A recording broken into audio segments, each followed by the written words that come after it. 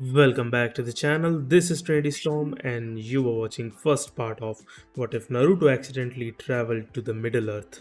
If you enjoyed this video, please like, share and subscribe to the channel. Now wasting no more time, let's start the story. Naruto stood next to Sasuke in the Valley of the End as the Uchiha used his curse seal at level 2 to turn into a bird that looked like a demon, and the blonde used Kyuubi chakra to make a cloak around his body with one tail sticking out. Naruto was angry at the time, but Sasuke just smiled, thinking that this fight was his and that the dead last student in the academy would know his place by staying at such a low level. "Loser, are you ready? Are you willing to die to help me reach my goal?" Sasuke asked as he made a Chidori with his right hand. "You dummy. Don't you know how much everyone loves you back in the leaf? They give you everything, but you spit on them like they gave you nothing," Naruto said, letting the fox's evil power affect his voice. "Like I'm interested in them. They're not good. I'm not looking for their love. I want to fight. I want to dislike everything and everyone. The only way I can do that is to leave this horrible place we used to call home," Sasuke said angrily, expecting Naruto to get upset. Instead, Naruto did nothing but laugh. The one who lost was laughing. He was laughing as if Sasuke had just told him a joke. "Thank you so much for telling me that, Teme. You don't know how long I've been waiting for today. When I finally stop holding back." Naruto said this as he bit his thumb and ran it over a hidden seal on his left hand that was glowing. The design of the hidden seal was spread all over his body under his orange jumpsuit. What's happening? Not doing enough? Impossible," thought Sasuke when he saw Naruto's whole body get eaten up by light and the young Uzumaki explode with more power than Sasuke. "Blown away? I'd like to tell you a story. A story about a boy, his demon, and how Sandaime Hokage lied to him his whole life. A man I made beg for forgiveness and had under my thumb since I was 7 years old," Naruto said as the light from Naruto's form faded, revealing a much taller, stronger, and more powerful version of what he should have been all along. Back in time, 5 years ago. Naruto was in the Hokage office, sitting across from the old man in the guest seat. He was staring at the old leader of the Leaf, who was looking back at him with sad eyes. Why? Because Naruto knew what was really going on. Everything told straight. Kyuubi. His mom and dad. Why people hated him and hurt him when he was a kid. "Old man, you have a lot to answer for. I'm tired and sick of being attacked. This time, there were a lot of people from the Uchiha clan. Nearly killed me if Kyuubi hadn't saved my behind," Naruto said, using Kyuubi's words, when he and Kyuubi met after Naruto had been stabbed in the chest by the sword of the leader of the group of Uchihas and was knocked out. "Naruto, I'm sorry you had to go through so much pain, but the village will get over it," said the Sandaime. But Naruto's killer intent, which he had learned from Kyuubi, and the fact that the fox added his to it made the Hokage even quieter. "Let it go? Let it go? When? In about a month? How long? How old? They've had so much time to get over it, but they still haven't. How can I find my godfather? My sponsor? Where are the guardians I was supposed to have as my father's last student if those two aren't available?" Naruto said, "Tell me, you lying bag of crap." He could hear Kyuubi's voice mixed in with his own, and he knew Kyuubi's chakra was slowly taking over his body. "They, Naruto, don't want anything to do with you. I've tried to convince them, but the pain of losing people close to them has clouded their minds and hearts so that they can't see what is right." "I'm sorry," the Sandaime said when he saw the boy's eyes turning red and his clawed hands breaking the chair's armrest. When Naruto saw the shocked man looking back, he said, "Well, if they don't raise me, you will. And Naruto, I have no way of taking care of you. As Hokage, I need to spend my time on," said the Sandaime, but the boy's demonic cloak seemed to grow, and Naruto's appearance became more wild. "You don't have a choice. Either you help me get stronger, or I'll set Kyuubi free," Naruto said when he saw that the old man's face was turning pale. "Of course not. How are your parents doing? Why did they die? You'd betray the memory of them. You told me that you would become Hokage one day," the Sandaime said, seeing Naruto's eyes narrow. "People like you and other people they trusted have already let them down. As for my promise, you, old man, lied to me about it, so it doesn't count." Naruto said, seeing the pain in the old man's eyes at his words. "I see. good enough. When Naruto nodded his head, the Sandaime said, I'll make time for you, but no one can know what we do, and you'll have to hide your powers until the time is right to show them to everyone. It's okay. Just keep watching the Uchiha. Kyuubi told me that they are connected to him and that they know it, Naruto said, noticing that Sandaime was nodding. He knew that was a rumor about the fox. On that day, a new deal was made, and the Uchiha clan's end was set in motion. Flashback is over. This can't happen. I'm the best person in the town. Me. Sasuke thought, the last Uchiha. When he saw that Naruto's power was much stronger than his own, which made the Uchiha very angry. Since then, I've been trained in secret by the Sandaime after I helped him use shadow clones to take care of paperwork. I made everyone think I was the weakest member of our so-called Genin team, but it was all a trick. You and all the other Bakas who couldn't see the truth were also pretty well fooled. Funny thing is, only one of our group of rookies saw the truth, and many people thought she was weak, Naruto said, taking off his demonic cloak to show that he was wearing black pants, boots, and a white trench coat with 9 tails and a frozen fox roaring on the back. She? You mean? Said Sasuke. He knew exactly who Naruto was talking about, and the fact that someone else had seen what he couldn't made his blood boil. Yeah. We talked right before my fight with Neji, which was about to start within an hour of the Chunin exam finals. She told me everything, and I accepted her love because I knew it was real and true. Since then, we've had a special relationship, but no one knows about it. Naruto said, grinning at Sasuke as memories of his special girl filled his mind. No matter who you are or what you do. After I kill you, I'll go to Orochimaru to get stronger, then I'll kill that weakling chick after I've had some fun with her body, Sasuke said with a smile. He would have smiled even more if Naruto's face hadn't been filled with intense anger that meant pain for all his enemies. Naruto said, it's time to die. As he got the Rasengan ready in his hand and walked toward Sasuke with a look that showed he had no mercy for the Uchiha. You go first. Sasuke told his opponent before they both jumped into the air and clashed their attacks. No, Sasuke. I want you to do this one first. After all, only a Uchiha elite like you deserves to be the first to die and meet oblivion. Naruto said as he easily blocked Sasuke's attack and touched the Uchiha's body, making it explode with raw energy. This can't be the last thing. No. Sasuke thought as he screamed out in pain. He was dying like no other Uchiha before him, and Naruto's attack was so powerful that it was destroying his body. At the same time, Naruto felt himself being pulled by those energies into a dimensional void, which ate him up, and all he could see was light at the end of the tunnel. Naruto didn't know if this was it for him, but the blonde didn't care. He was done with the leaf, and he hoped that the one special woman in his life would wait for him. Hinata-chan, no matter where I am. I'll get back to you. I swear. Please wait for me, Naruto thought as he closed his eyes and let the dimensional light take him wherever it had opened up. Before he passed out, all he could feel was the hard impact of his body hitting the ground and the quiet steps of an old man with a staff hitting the ground every few seconds. Well, aren't you a strange child? Asked the old man as he picked up the boy and carried him into the tower behind him. The tower in Isengard. When Naruto woke up from being unconscious, he felt different. He tried to get up from the ground, but his body was on a simple single bed in a room that seemed to be full of power. Naruto sat up straight and put a clawed hand to his head. He stopped when he realized his hands were clawed like they were when he used Kyuubi's chakra and felt his teeth were much sharper than usual. When he looked around, he saw that the room was dark, but his eyesight was so good that he could see everything as clearly as if it were daytime. He could also hear the heartbeat of someone coming towards him. At that point, Naruto realized he had fox ears on the back of his head and wanted a mirror to look at his face. When the door to his room opened, however, and he saw an old man with a white beard and mostly white hair holding a staff that pulsed with power like the building they were in, he stopped thinking that way. Naruto looked at the old man with caution. He knew he was an uninvited guest in this place and would treat his host with some level of respect until he showed signs of being angry. You're awake, I see.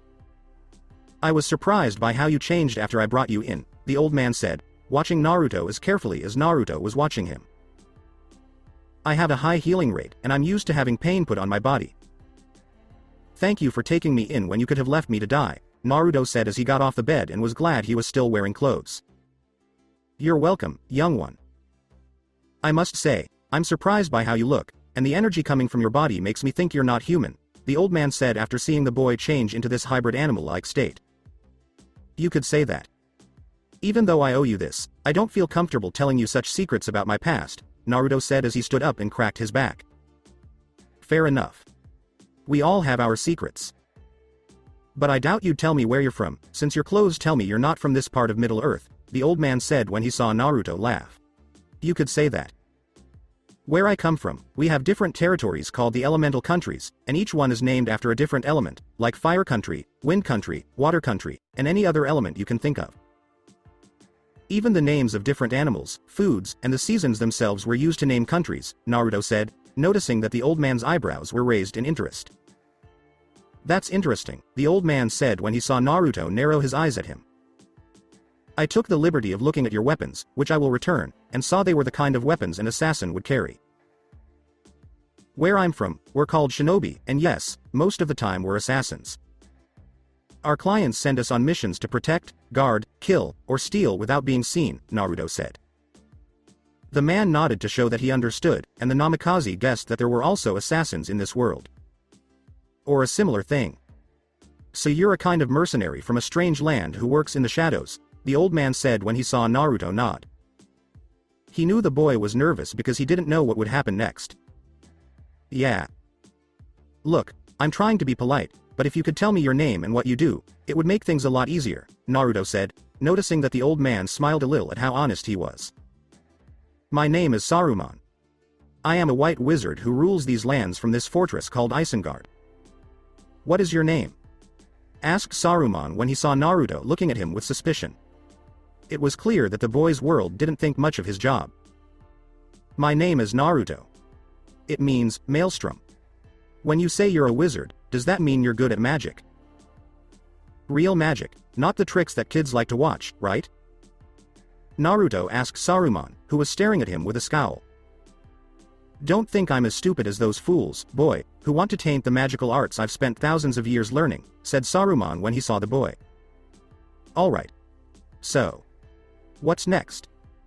Naruto said, seeing the white wizard look away as he thought about this strange situation. I don't think you have anything bad to say about me, Naruto, so I'll let you stay at Isengard for a while and help you get used to your new life in Middle-earth, Saruman said when he saw Naruto nod, even though it was clear that the boy was suspicious of this kind offer and wasn't used to people giving him things out of the kindness of their hearts. Many thanks, Lord Saruman. I will do everything in my power to repay you for this act of kindness, Naruto said with a slight bow as he walked out of the room with the taller older man to get a better look at the new world in front of him. Naruto was surprised to see that the landscape had changed and that he was in a tall tower of a fortress with a view that went as far as the eye could see. It was clear that there was a lot to discover in this new world. Saruman gave Naruto a map of Middle-earth and told him about the different areas and the history behind them. Naruto found this to be very interesting, and he listened to Saruman's words like a sponge.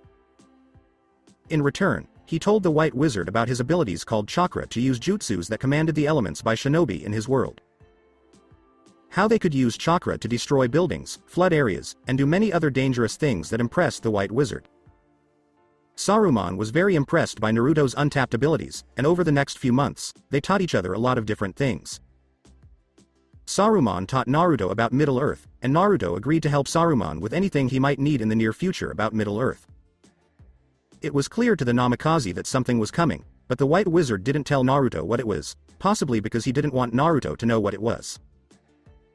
When Naruto had learned everything he could from Saruman, it was time for the boy to go out into the world on his own. The old man gave Naruto some money that was locked up in the Tower of Isengard, and Naruto set out on his travels to make a name for himself, which is what he had told Saruman he wanted to do. Since the white wizard thought Naruto's job was to be a mercenary, the boy decided to try it out here in this world to see if he could do it. Take care of yourself, young Master Naruto, said Saruman, who was impressed by Naruto's ability to learn and the fact that the shadow clones helped the boy learn more about how Middle-earth works. Yes, Lord Saruman, I will. If you ever need my help, I'll come to you and help you with your mission, Naruto said, realizing that this would be a way to pay off his debt to the white wizard. During your time with me, Master Naruto, you have learned a lot. Saruman said, it's too bad you can't learn magic because you would have been a great apprentice and maybe even a white wizard yourself one day. Naruto laughed at the idea and waved it away. Unfortunately, that's not the way I have to go. If you hear about a demonic mercenary running around Middle-earth, you'll know it's me and be able to find me more easily, Naruto told the old man with a smile as he left to explore Middle-earth. There goes a boy who has the power to cut through the fates like a blade, and I feel sorry for the poor souls who are brave enough to make him their enemy, said Saruman as he went back inside his tower to continue studying the coming storm as the White Council had asked him to. 4 years later, Lake Town. The town of Esgaroth, also known as Lake Town, was a great place to live. It was full of trade, happiness, and joy for everyone who lived there. At the moment, a single figure sat at the local pub, inside by the window, wearing a mix of elf and ranger clothes he had found on his travels. Namikaze Naruto was the name of the figure. And at that moment, Naruto was smoking his pipeweed in peace. His last mission went well, and he got paid for killing that group of bandits for that small kingdom to the east. Now he was relaxing here, having restocked all of the things he had used on the last mission, and ready to go on the next one when it came up. It would, too. Naruto had made quite a name for himself in the last 4 years, according to the Middle-earth calendar. He was known as the Demon Fox Mercenary throughout the land. He was called a fox because the former Leaf Shinobi had outsmarted his prey and acted like a demon. "Are you the mercenary Demon Fox?" said a person in black robes who was hunched over and whose face was hidden by a hood. "That's not clear. Do you want to work with me or kill me?" Naruto said. He had made a lot of enemies, and some of them had hired people to get rid of him. The figure said, "My master wants to hire you. Is there a name for your master?" Naruto said, knowing that getting hired by a client's third party can make it hard to get paid. Saruman, the figure said, making Naruto stop and turn around. "I see. When does he need me to help him with his task?" Naruto said. He could tell from the man's voice and the way his body moved that he was surprised, so he didn't expect to be hired right away. "You don't want to bargain about how much your service costs?" said the figure, who seemed to be confused by this. "I owe a lot to the White Wizard. I'm just paying back what I owe. Now tell me when I should go to Isengard." Naruto said calmly as he took another puff of weed from his pipe. "In 7 days," the figure said. Then, he or she dropped the matter and let the White Wizard figure it out. "I'll show up.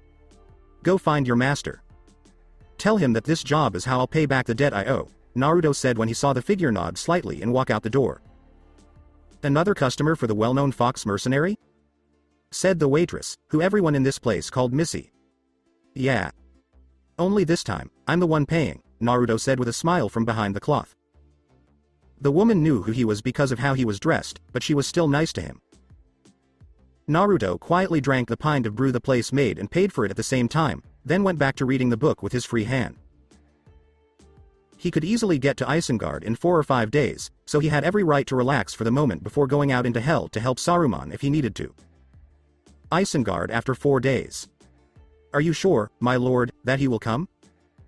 Grima Wormtongue said, "I'm not sure about this mercenary or the White Wizard's faith in this supposed demon, because he had his doubts about them." "He is coming." "I don't have any doubts about that," said Saruman. "How do you know that, my lord? How do you have the power to tell a demon what to do?" Grima asked the old man how he could be so sure of himself. "Because he owes me a lot of money and is going to come here to pay it all back." "Master Naruto, isn't that right?" Saruman said as he turned to his right and saw Naruto come out of the shadows of the room, scaring Grima. "You said it well, Lord Saruman. What is this task you're giving me?" Naruto said as he saw Grima move away from him. He didn't pay attention to the smaller man who was trying to hide and instead focused on Saruman. "Naruto, I need you to find someone for me. Someone who has information that needs to be gotten, and time is of the essence," said Saruman. Naruto nodded to show that he understood, as there had been clients in the past who wanted things done quickly. "Who is the target, and where should we look in general?" Naruto said when he saw Saruman walk over to the dark orb that was the Palantir and make a picture of a tall, pale creature with only a loincloth on. "He goes by the name Gollum. He usually lives in the Misty Mountains, but he hasn't been there in a while. He knows about a valuable object that belongs to a very important person. Once you catch this creature, I want you to bring it to Mordor in the fortress of Barad-dûr, where the information will be." Extracted, Saruman told the young man who used to be a boy. The young man nodded to show that he understood. Does Thesis, someone of great importance, know that I'm bringing this creature to his fortress? Does his army know I'm going to be there? Naruto said. He didn't want to start a fight unless he had to, and the Namikaze knew that Mordor wasn't a nice place to go. Taking into account its past. Yes, he will. Once they know what the creature knows, they should come back here and give me the same information. Then I'll give them more work, Saruman said as he watched Naruto nod and look at Gollum one more time before walking back into the shadows of the room. This hired gun moves through the shadows as if he were one. Grima was shocked when he saw it for himself because he had never thought such a thing could exist. That's even more reason for you to hire him, Grima. I don't want our enemies to try to get our new ally to join their side. Now go to Rohan and slowly take control of King Theoden so that he will be my puppet and his kingdom will move at a snail's pace, said Saruman as he watched the dark-haired man nod and leave to do his job. The fortress of Barad-dûr in Mordor. Naruto was glad that the cloth wrapped around his lower face had special seals that he had made himself to keep poisonous fumes out of places like the one he was in now. Gollum had been easy to catch, and it was even easier to get him to Mordor, since he was only a day away when he was caught. When Naruto went through the Black Gate and into Mordor for the first time, it looked like he was in one of Hell's 9 circles, and the big red eye reminded him almost of Kyuubi's 2 red eyes that used to stare at him from behind the cage in his mind. Naruto still missed the furball and the great talks they had when they were training a long time ago. Naruto asked the orc who was torturing Gollum to find out about the Dark Lord Soren's Ring of Power. How much longer will this take? It will be done when it's done, mercenary. Mind your tongue, said the orc who was using the device Gollum was on to pull the creature painfully to its limits. This better be good. Naruto was surprised that this thing had the Ring of Power for so long before it lost it. He was thinking this as he heard Gollum screaming and pleading for help, which hurt the man's ears. After what seemed like hours, if not days, of this, Gollum finally couldn't take it anymore and spoke to anyone who would listen. Gollum yelled, "Shire! Baggins!" This made Naruto's eyes widen, and he left right away to tell Saruman what he had found. Moments after Naruto left Mordor for Isengard, 9 black riders came out of the gates of Minas Morgul, rode toward the Shire, and started looking for anyone with the last name Baggins.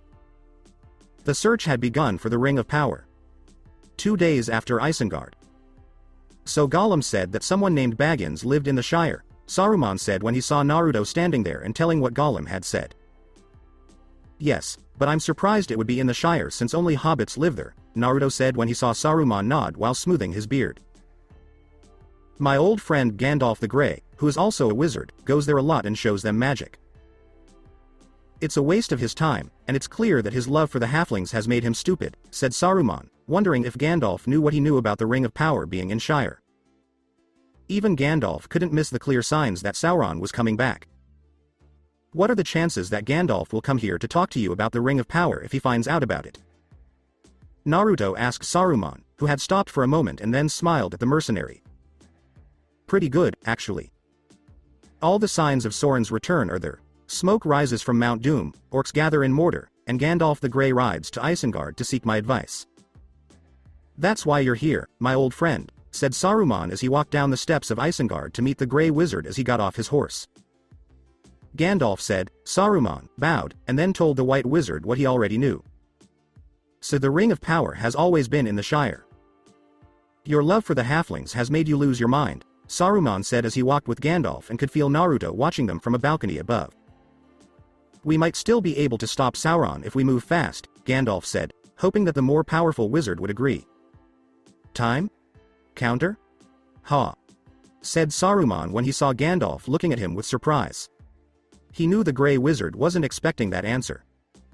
The two of them eventually went into the Tower of Isengard to talk about a plan, while Naruto kept watching from the shadows, silently judging the Grey Wizard with his calculating eyes. When Saruman sat down in the chair in his study next to the desk full of parchments, scrolls, and other pieces of information, he talked about Soren's return. About how the Dark Lord's big eye could see everything and how Sauron was getting ready to attack Middle-earth in a big way. Gandalf was surprised by how much Saruman knew. You know this? He asked. I have seen it, Saruman said as he got out of his chair and showed Gandalf the Palantir. But not all of the lost seeing stones have been found. We don't know who else might be watching, Gandalf said as he tried to cover the orb and saw the Dark Lord's fire like eye flash. Saruman said, "The time is later than you think, my old friend." He then told him how 9 riders in black were going to find the person who had the Ring of Power and kill him. Gandalf yelled, "Frodo!" and ran to a door. The door closed, then another one did, and then another one. It was clear who was closing the doors. You don't think a hobbit could stand up to Sauron's will and power, do you? No one can. We must join him, Gandalf, said Saruman, knowing that the Grey Wizard was too proud to join because Gandalf was looking at him with a disappointed face. Tell me, friend, when did Saruman the White stop having a good reason to be crazy? Gandalf asked as he watched Saruman attack him quickly with his staff and the magic behind it. Gandalf's spell was right away answered by his own, and soon the two wizards were fighting each other in a brutal battle of magic. Naruto did not do anything until Saruman was thrown through one of the closed doors. When Saruman threw a dagger at Gandalf, it hit the Grey Wizard in the back of the head. This made Gandalf drop his staff, giving Saruman time to use his magic to take it. Before Gandalf could do anything, the White Wizard put him on the floor and slowly spun him around while he looked angry. I gave you the chance to help me on your own, but you chose the path of pain, said Saruman as he used both of his staffs to push Gandalf up into the air and toward the ceiling of the tower, where darkness took him. After Gandalf was sent to the only place he couldn't escape and his wizard staff was taken from him, the White Wizard Saruman went back to the main area of the tower with Naruto to plan the next part of his attack on Middle-earth. The mercenary was looking at a map of the realms, trying to figure out where the Shire was and where Gandalf could have sent the Hobbit with the Ring of Power. There are many places to hide, but Gandalf wouldn't let the halfling go where he could be found so easily. We need to look in those places to find him, Naruto said, noticing that Saruman was nodding in agreement with the young mercenary. If Gandalf did send this hobbit away from the Shire, he would have wanted Frodo to go east to Rivendell, where the elves live. He would have wanted the elves to protect the hobbit from anyone who wants to use the power of the One Ring until a plan can be made to deal with it. The hobbit will travel through the areas leading to Rivendell, and that's where you need to go to get the hobbit with the One Ring. Do you want me to get the hobbit as well as the One Ring? Why not just kill the halfling and get it? Naruto asked when he saw Saruman smile cruelly. Because there's something about this hobbit that interests me, and I want to know how he got the Ring of Power in the first place, said Saruman as he watched Naruto nod and leave through the shadows.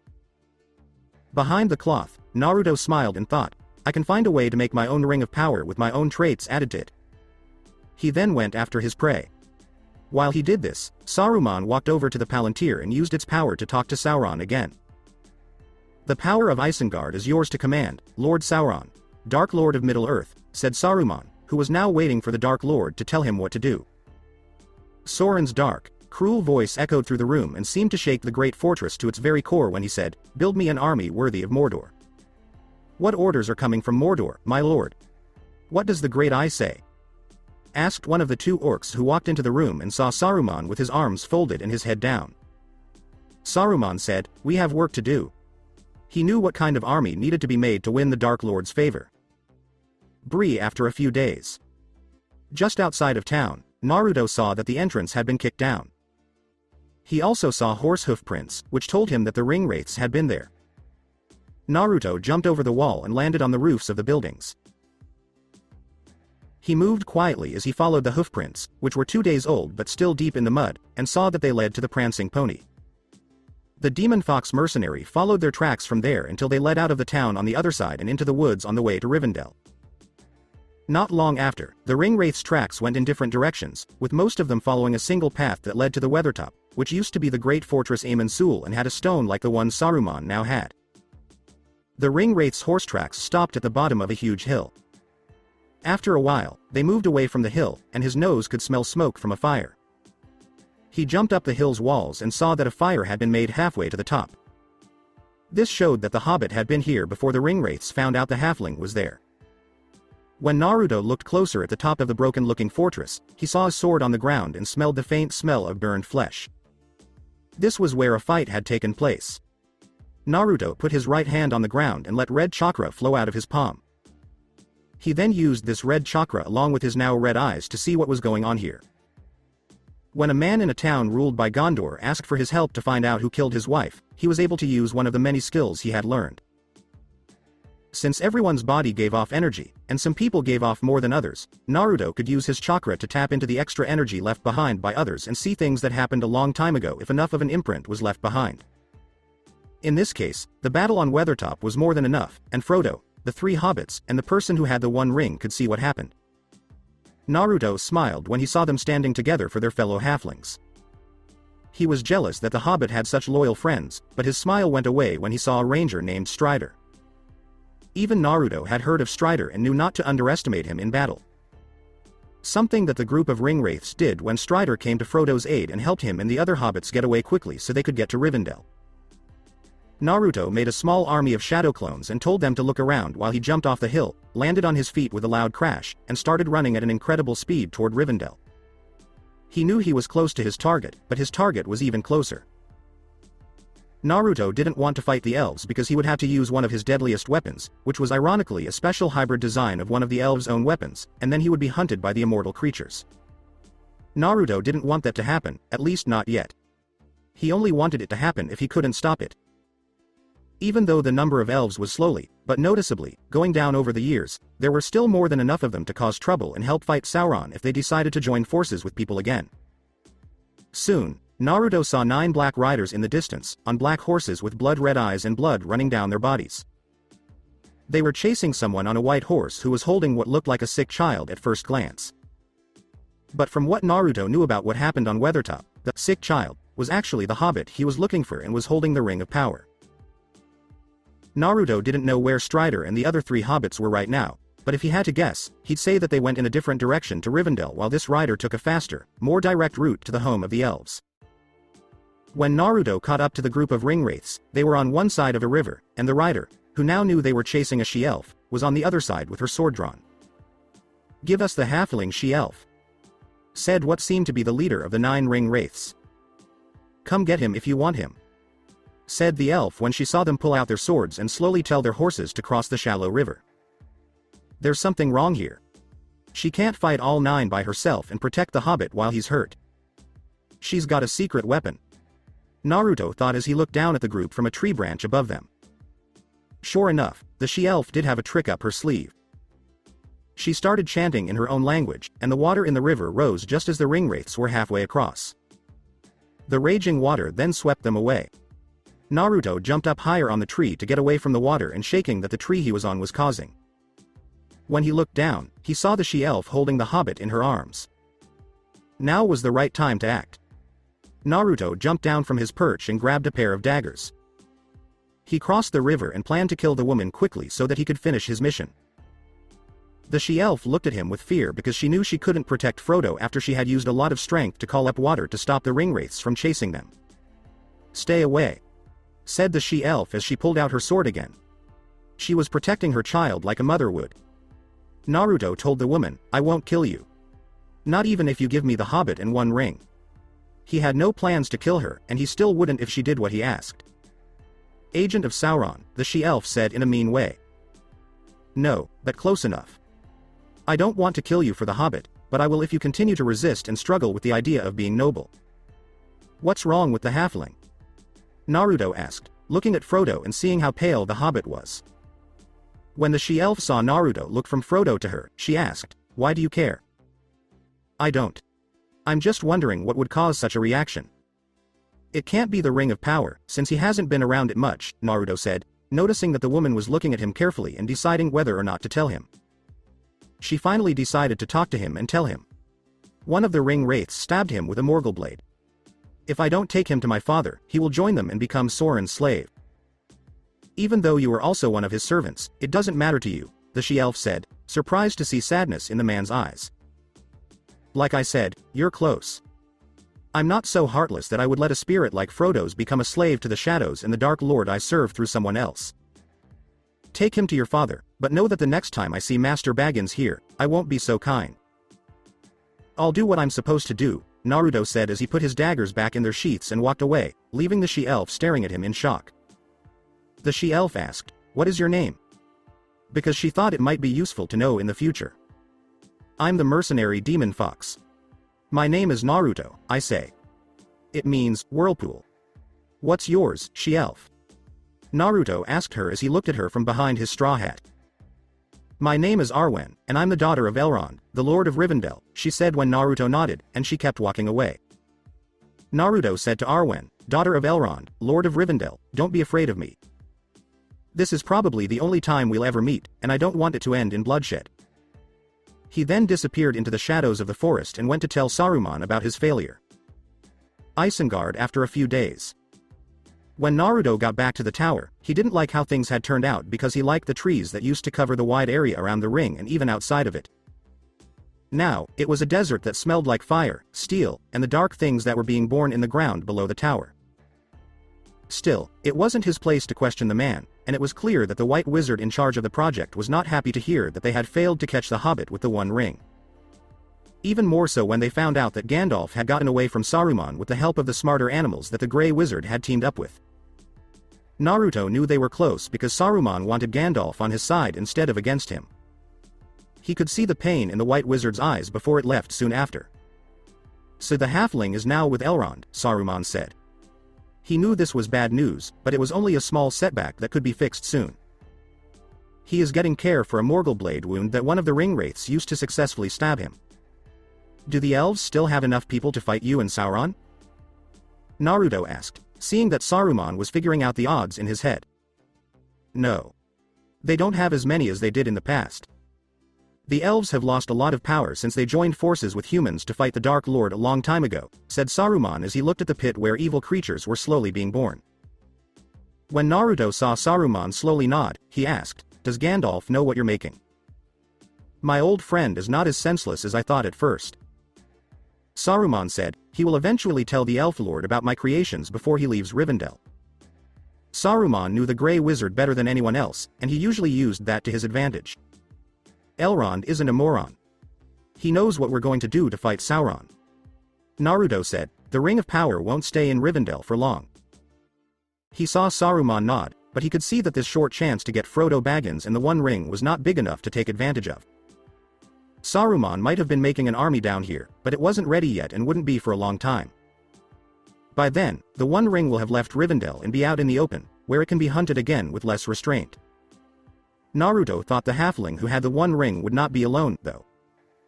You will need to follow the halfling's trail once he leaves the safety the elves will give him. Strike when the time is right. Saruman said this when he saw Naruto nod. What is that thing called Gollum? Naruto asked. He got his freedom. I get the feeling that his crazy desire for the One Ring could help us, Saruman said simply. And if Gollum gets the thing we're looking for, am I allowed to kill him and bring the Ring of Power here? Naruto said this when he saw Saruman smile at him in a bad way. Well, yes. By then, a creature like that will have served its purpose, Saruman said as he watched the number of creatures he had made slowly grow while the orcs worked hard to make armor, shields, spears, crossbows, and swords in the White Wizard's war machine. I'll remember that. I know a few people who are in the know and who owe me a few favors. When Naruto saw what Saruman was looking at, he said, one of them might help me.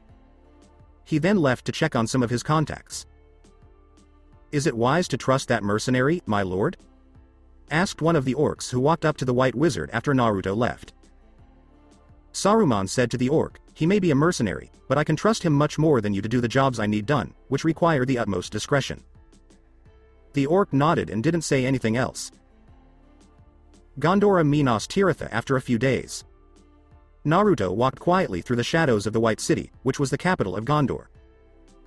His mind was going in 100 different directions as he went through the less than honorable places in the city that only opened late at night. Naruto knew that there was a merchant in this area who sold strange things that most people would consider to be dark. The Namikaze was interested in these things. The mercenary knocked on the door in a certain way and waited until he heard a barely audible click. As the door opened. When the man opened the door, he saw his supplier of questionable goods. Marcus Honeydew was a man who, like Naruto, didn't care what was going on in the world as long as they could stay alive and make a little money. Marcus was a man who kept his eyes and ears open but kept his mouth shut unless he was offered money, in which case he did the opposite. People with that kind of habit didn't usually live long, but Naruto was his only client, and the slightly overweight, bald man had already been told he would die painfully if he told anyone else about the mercenary. Naruto, you came at a good time.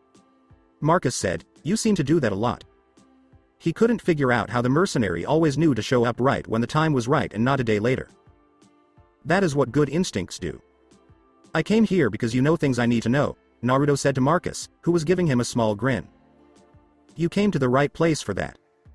For the right price, of course, Marcus said when he saw Naruto smirk back, even though the demon fox's face was covered, and the sack of money thrown on the table.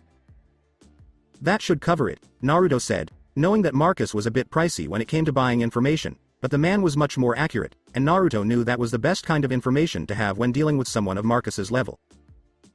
Not too long ago, I heard from a friend whose sister works as a maid for Boromir, the oldest son of the steward of Gondor.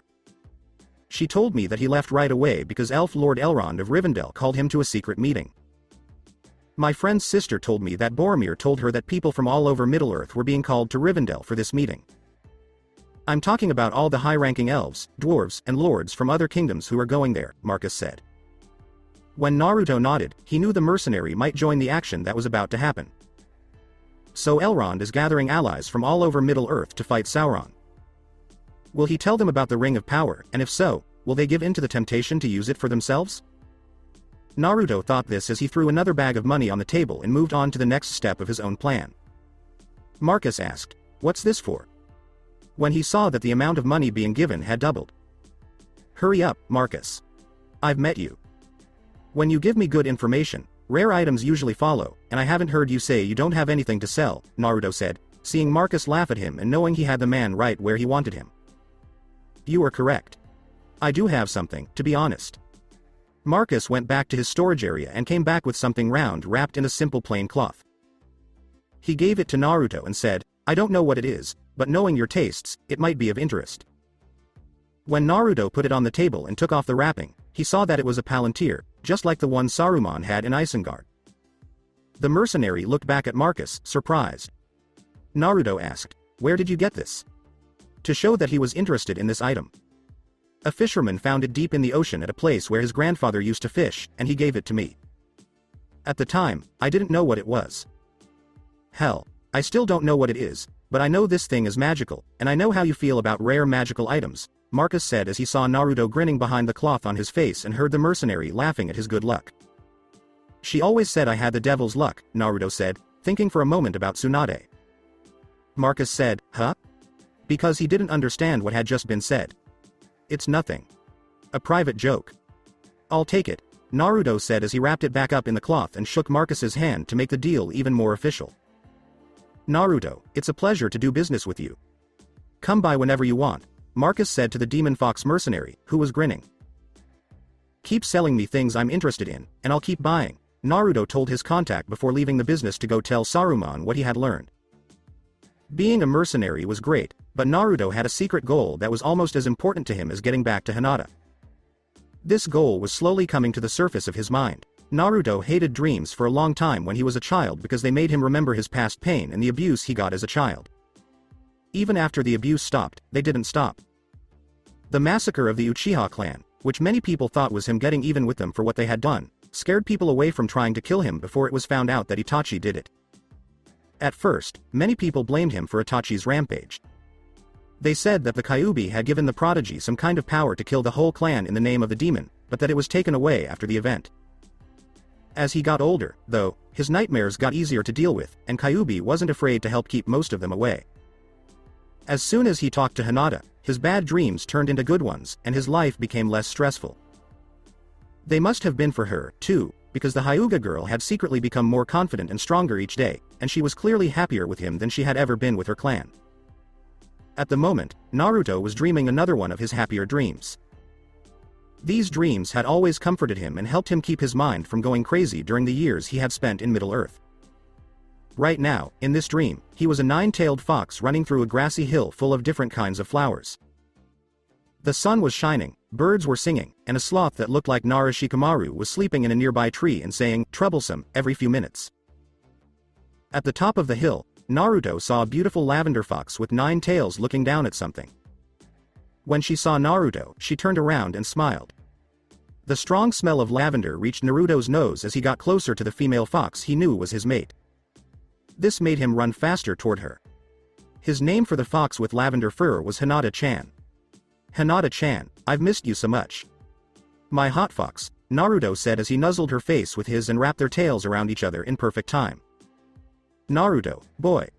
Don't tell him that. You know what it does to me, Hinata said, and Naruto purred into her neck because her voice was still the sweet, innocent voice he remembered. I know, and what you do makes me crazy, Naruto said, making the lavender fox blush and laugh at his words, even though she soon looked sad. Naruto-kun, I've missed you so much.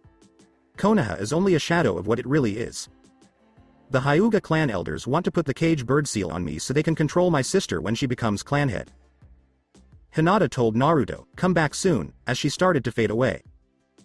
This made Naruto angry, and he turned into a huge fox that destroyed everything around him. By this time, Naruto had woken up from his dream. He looked around and sighed as he took in his surroundings. When he slept, his dreams didn't usually go like that, but sometimes they did. Naruto believed that Hinata was there with him, and that was only possible because of how close they were. When it first happened, Naruto told her where he was, how he was trying to get back, and that he would tear space and time apart if it meant he could be with her again. Now, she had told him what had happened. The thought of his lavender vixen having that cage bird seal on her made his blood boil, sent his demonic chakra dangerously high, and made him swear to make the village pay for being so arrogant. Yes, nothing in Middle-earth, not the Dark Lords, the White Wizards, the Grey Wizards, the Elves, the Dwarves, or the men, would stop him from being with his mate again. Coming up, Hinata-chan. Soon I'll be able to be with you again, and everyone who hurt us will die. Thought Naruto, his eyes turning red and his growl filling the air. The Namikaze then let out a bloodthirsty roar that scared the animals in the forest where he was. And was heard by the fellowship, which had just been formed. Did you hear that? Aragorn asked Gandalf when he saw him thinking about the roar that showed a lot of anger and even more hunger. Yes, I did, and I'm afraid we may have to move faster than planned if we want to get to Mordor, Gandalf said as he smoked his pipe. He then turned to Gimli, the only dwarf in the group, and suggested that they go through the mines of Moria, which belonged to his dear cousin Balin. Legolas, the only elf in the fellowship, said, there's something coming from the south. Gimli said it was just a bunch of clouds, but Boromir said it wasn't, because whatever was coming was moving against the wind. It turned out to be Saruman's spies with wings. So, the fellowship had a big problem with their path. Gandalf was trying to lead them over the snowy mountain, but Saruman was one step ahead of them and using his powers to block their way over the mountain. Boromir said they should go to the Gap of Rohan, but Aragorn said that would put them too close to Isengard, and Gimli said they should go through the mines of Moria again. Gandalf was scared to go into the mines of Moria, but he kept his fear to himself. For a good reason that only Saruman knew, since he had seen what happened in Moria and knew what Gandalf was afraid of. Even now, the White Wizard was talking sarcastically into Gandalf's mind, which made the Grey Wizard even more afraid to make this choice. Moria, a mountain. The dwarves dug down there too quickly. You know what they saw when they woke up high on a mountain. A creature of darkness and fire. Gandalf looked at Frodo and said, let the one who carries the ring decide. When Frodo saw Gandalf nod his head, he said, we'll go through the mines. The fellowship then made their way down the mountain.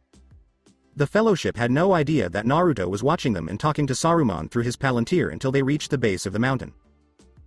Saruman was surprised when Naruto found one of the lost seeing stones, but his surprise didn't last long because the Demon Fox mercenary told the White Wizard about the group coming down the mountain and was waiting for more orders. Naruto, keep following them. Saruman told Naruto through the palantir to just watch the group and let the dark creatures in the mountain do their job before getting the One Ring. Understood, Lord Saruman, Naruto said, noticing that it was getting late in the day and that it would soon be dark. By the time night came, the fellowship had made it to the entrance to Moria. With a little magic, Gandalf was able to find the secret doorway the elves had built and try to open it. The important thing is that he tried, since the secret door wouldn't open and the Grey Wizard didn't know what the password was. Naruto was above them and used chakra to stick to the side of the mountain and stay hidden in the shadows even though the moon was shining down from the sky. At the same time, two of the hobbits were throwing rocks into the small body of water near the entrance. Naruto could see a huge creature slowly waking up in the water. Talk to your friend and go in. It is a puzzle. Gandalf, what does friend mean in Elvish? Before Gandalf could say it, Frodo said it first, and the moonlit door opened for the fellowship to go in. When Naruto saw the group come in, he thought, that's smart for a hobbit.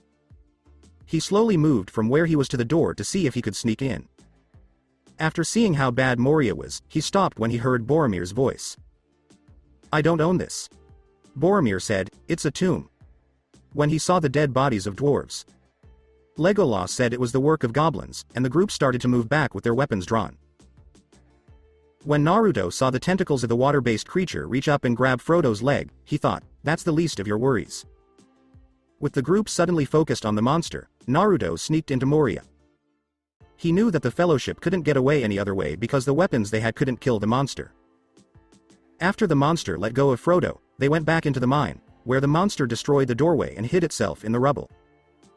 Gandalf led the group through the dark, war-torn mines of Moria by shining a light from a crystal on his staff. As they went, they saw more dead bodies of the dwarves who used to live here. They went up to the center of the complex, where there were many different paths going in different directions. To make matters worse for the Fellowship, the Grey Wizard didn't know where they were. Simply put, they were lost. "No matter where you are, this place smells like death. How do you put up with it?" When Boromir saw Aragorn, he smiled a little and shook his head. "There are worse places that smell worse than this," Aragorn said while Legolas was looking at the walls around him in an odd way. "Someone is here," Legolas said as he pulled out his bow and an arrow and looked around for the unwanted visitor. "You're very smart, Master Elf." "Yes, you are a credit to your race," Naruto said as he moved closer to the light Gandalf's staff was making. He did this to make himself known before moving his head slightly to avoid the arrow Legolas shot at his head. Legolas said, "Make one more move and your life is over," as he saw Naruto pick up a big rock and look like he was about to drop it. "Please kill me. I'll bet you. When I drop this, it will make a lot of noise, and we all know that the army of goblins in these mines won't miss the chance to spill more blood," Naruto said when he saw Legolas hesitate for a second before pulling out another arrow. "You."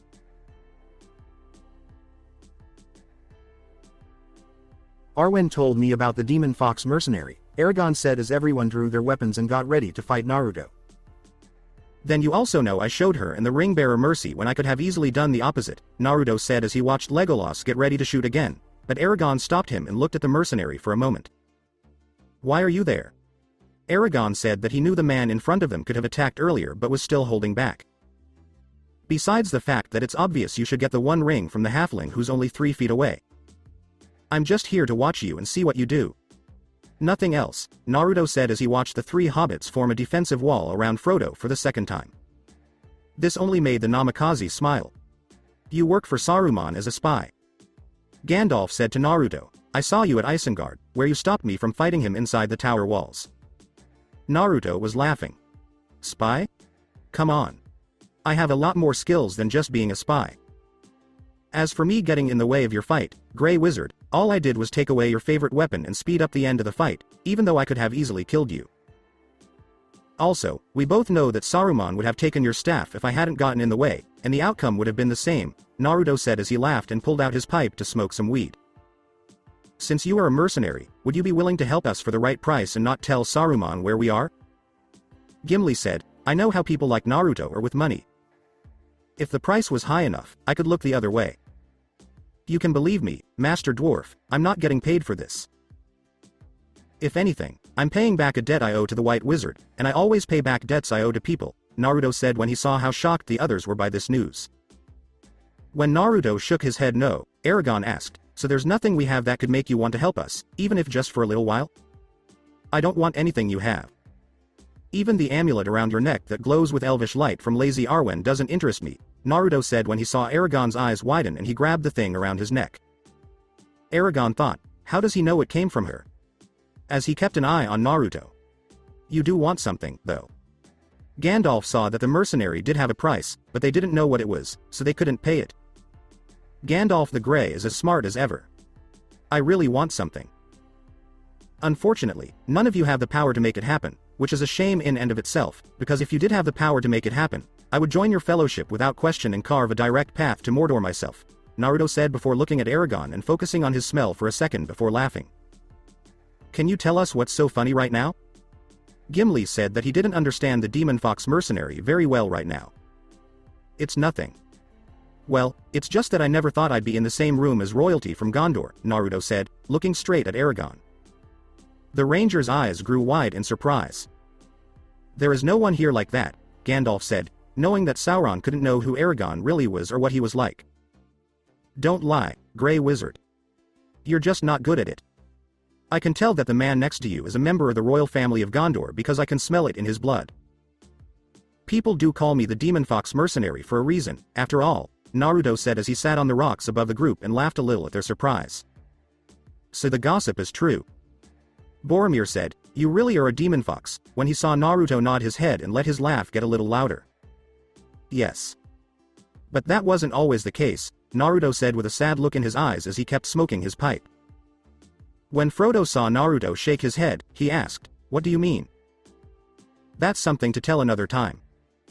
If you really want to leave this place, I suggest this path because the air smells better and there aren't as many dead dwarves as on the others, Naruto said, pointing to the path to his right, just below where he was standing on the rocky wall.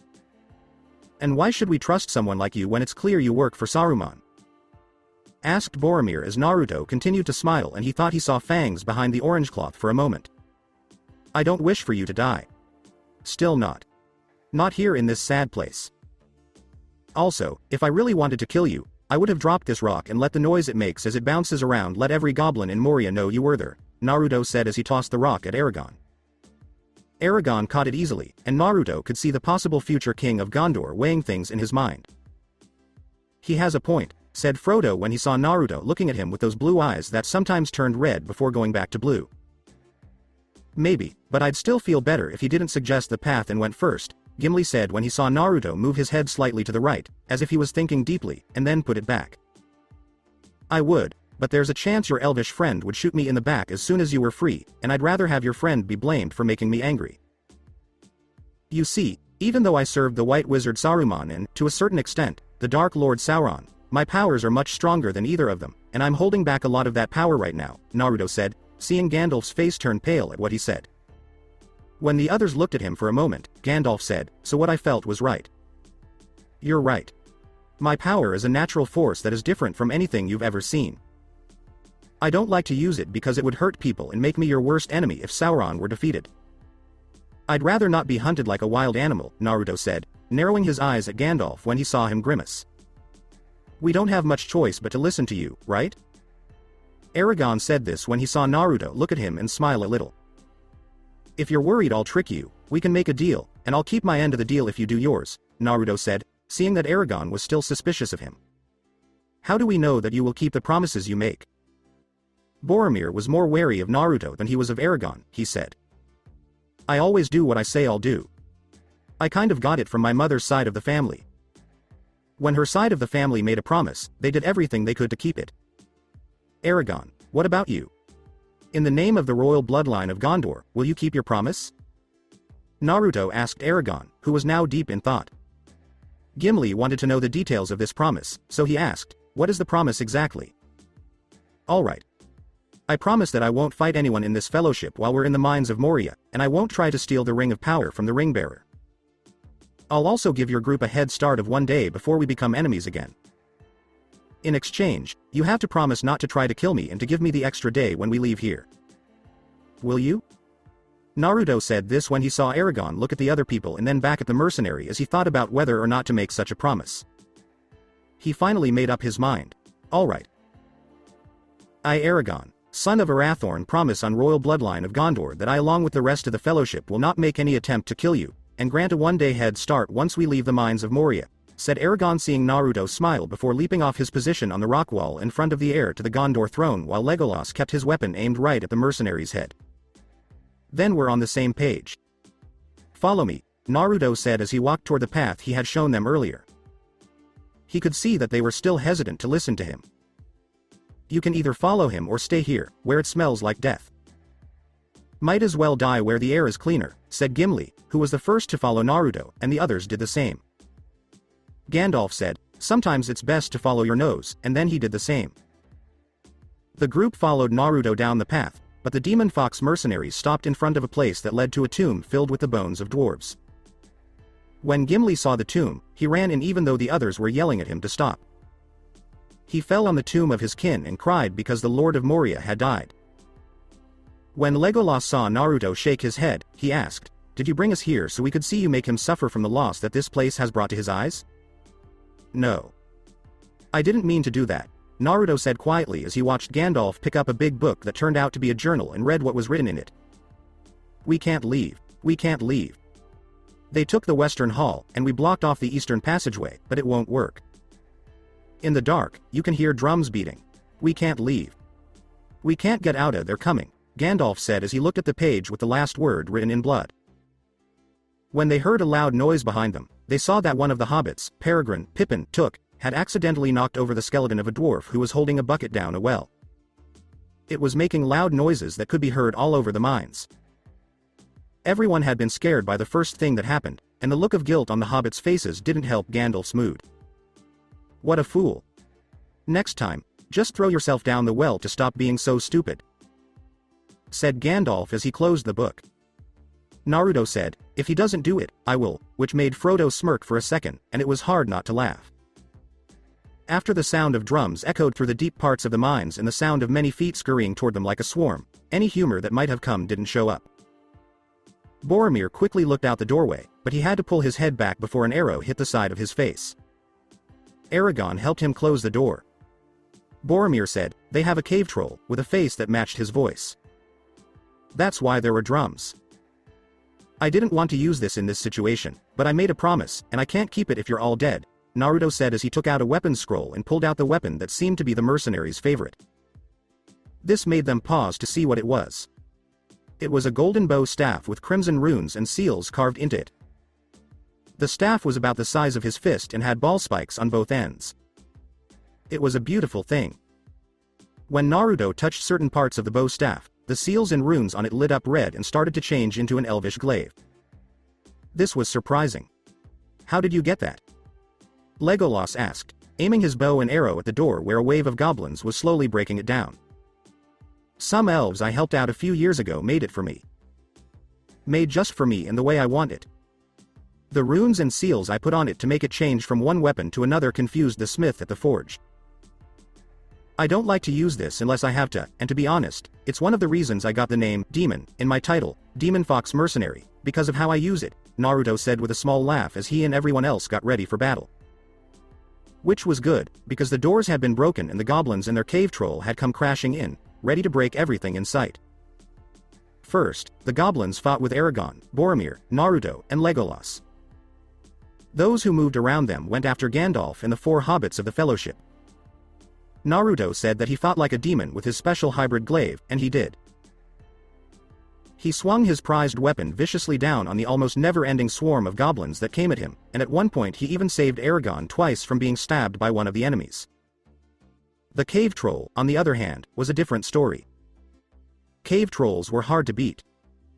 They had thick skin and were very strong, so any weapon they used was more dangerous in their hands than it would be in the hands of most other races. The cave troll standing in front of the Fellowship and the demon mercenary had a spear in its hand and was ready to kill anything it could see.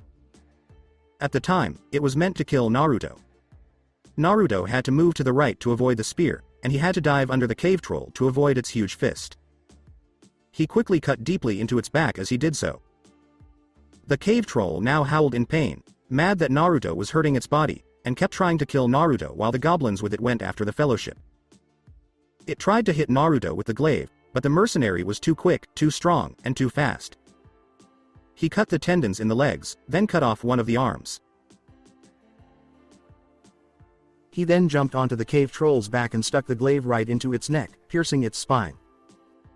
The cave troll died with a small groan, and his blood stained the area around him.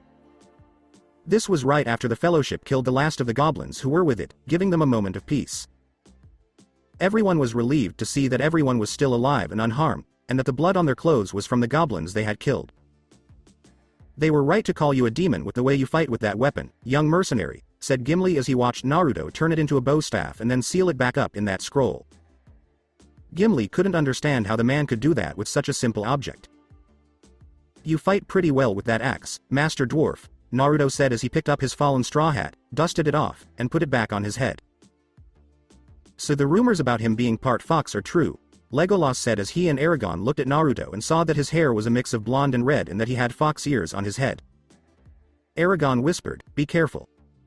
Just because he keeps his promises doesn't mean that his trickster side won't try to make things easy for us." If you saw the fox ears, you know that my hearing is just as sharp to pick up on your conversation and hear your words of warning, Naruto said, looking back at the two of them and looking a little embarrassed by what he had heard. We can't waste time here. To the bridge of Khazad-dûm, said Gandalf as he led the group, making it easy for them to see him with the light from his staff. Goblins were chasing them quickly. Soon, goblins were on all sides of them, ready to kill them with ease because they were so many and had bloodlust in their eyes. At this point, Naruto was thinking about using some of his more controlled skills. But just as he was about to do so, a loud roar shook all of Moria and scared away the huge army of goblins that had the Fellowship surrounded. For once. That wasn't me, Naruto said as he felt something coming toward them, and it was not friendly to anyone. Boromir whispered into Gandalf's ear, "What is this new devilry?" Naruto could see that the Grey Wizard was worried that this would happen to the Fellowship. It's a Balrog, a demon from the old world, Gandalf said as he held on to his staff for support. He could no longer hide his fear of this creature. A friend of yours? Legolas asked Naruto as he looked at him. No, I didn't know that kind of creature still existed. It's powerful on its own, I'll give it that, but I think it's best to be careful right now, Naruto said when he saw Gandalf nod before leading them where they need to go to get away from this new enemy who was slowly catching up to them. As they ran deeper into the mountains, they went down the long flight of stone steps. They only looked back when they heard the Balrogs crashing, which meant it was catching up. When the group reached a gap in the steps on the long stone staircase down, they were met by goblins on a high area that was perfect for picking off people from where they were. Legolas fired back and killed a few of the goblins as Boromir and Gandalf jumped across the gap.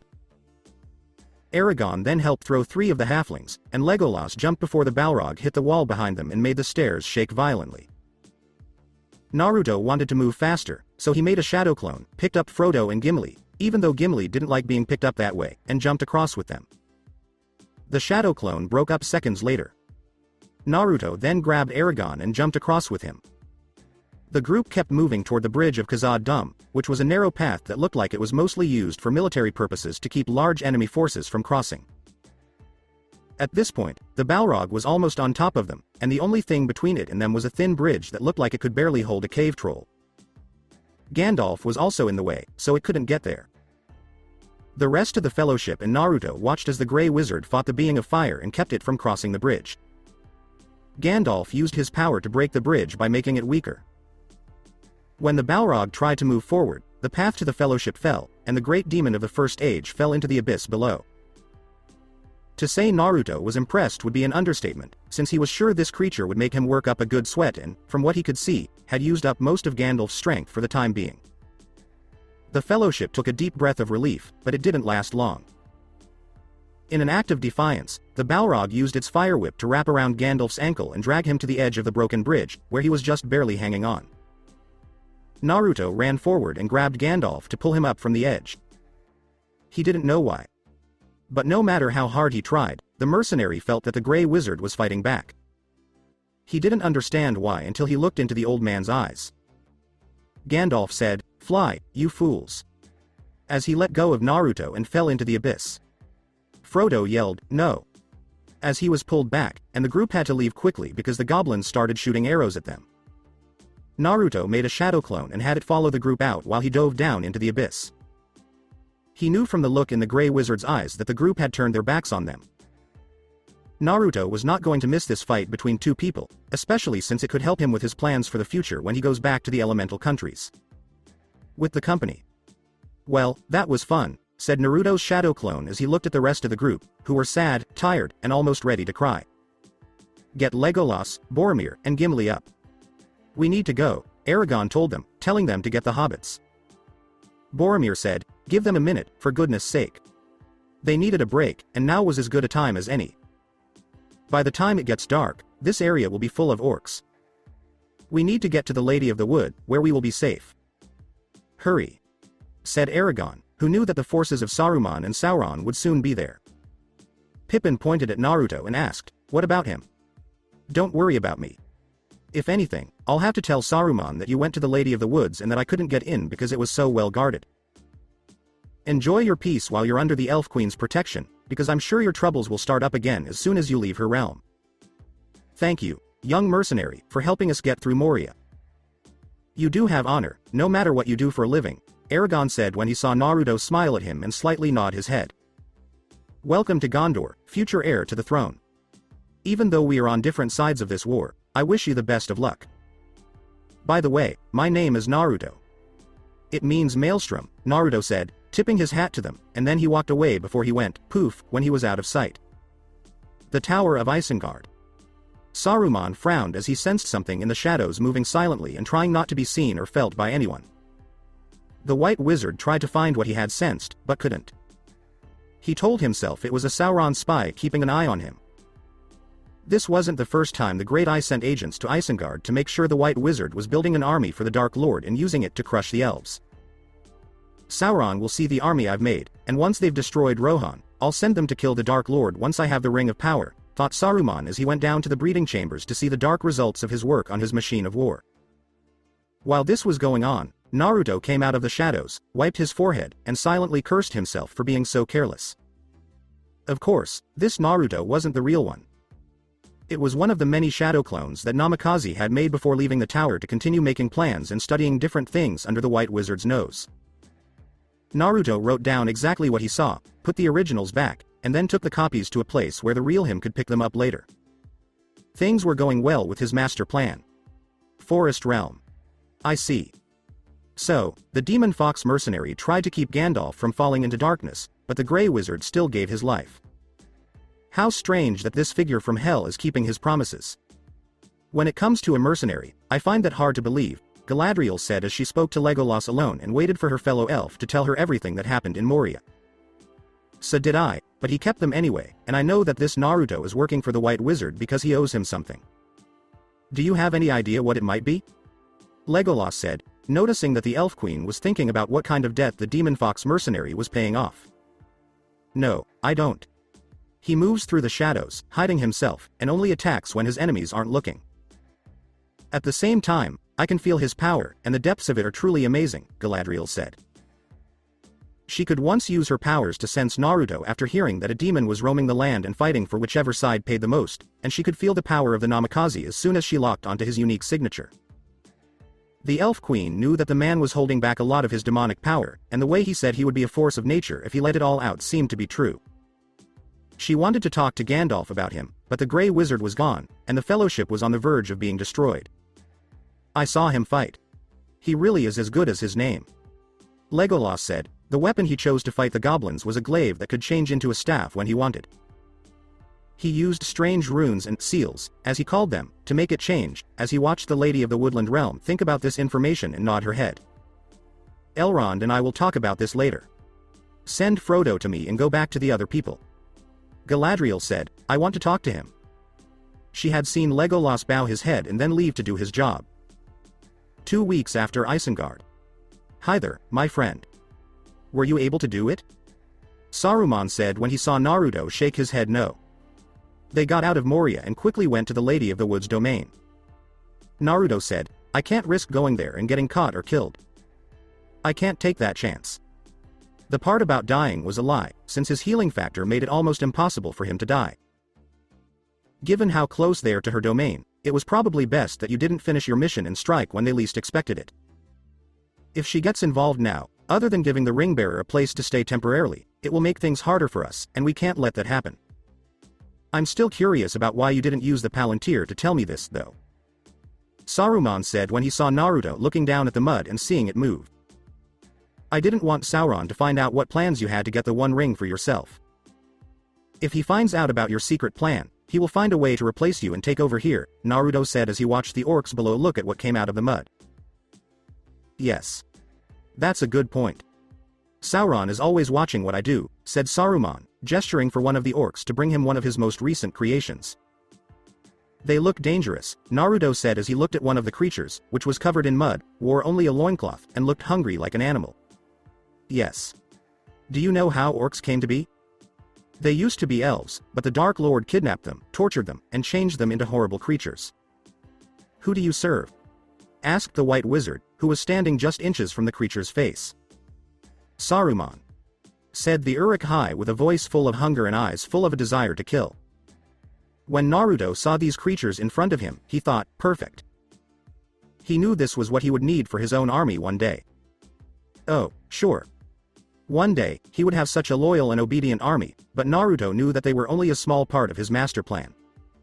I want to test out my new army by sending a small group to find the ring bearer.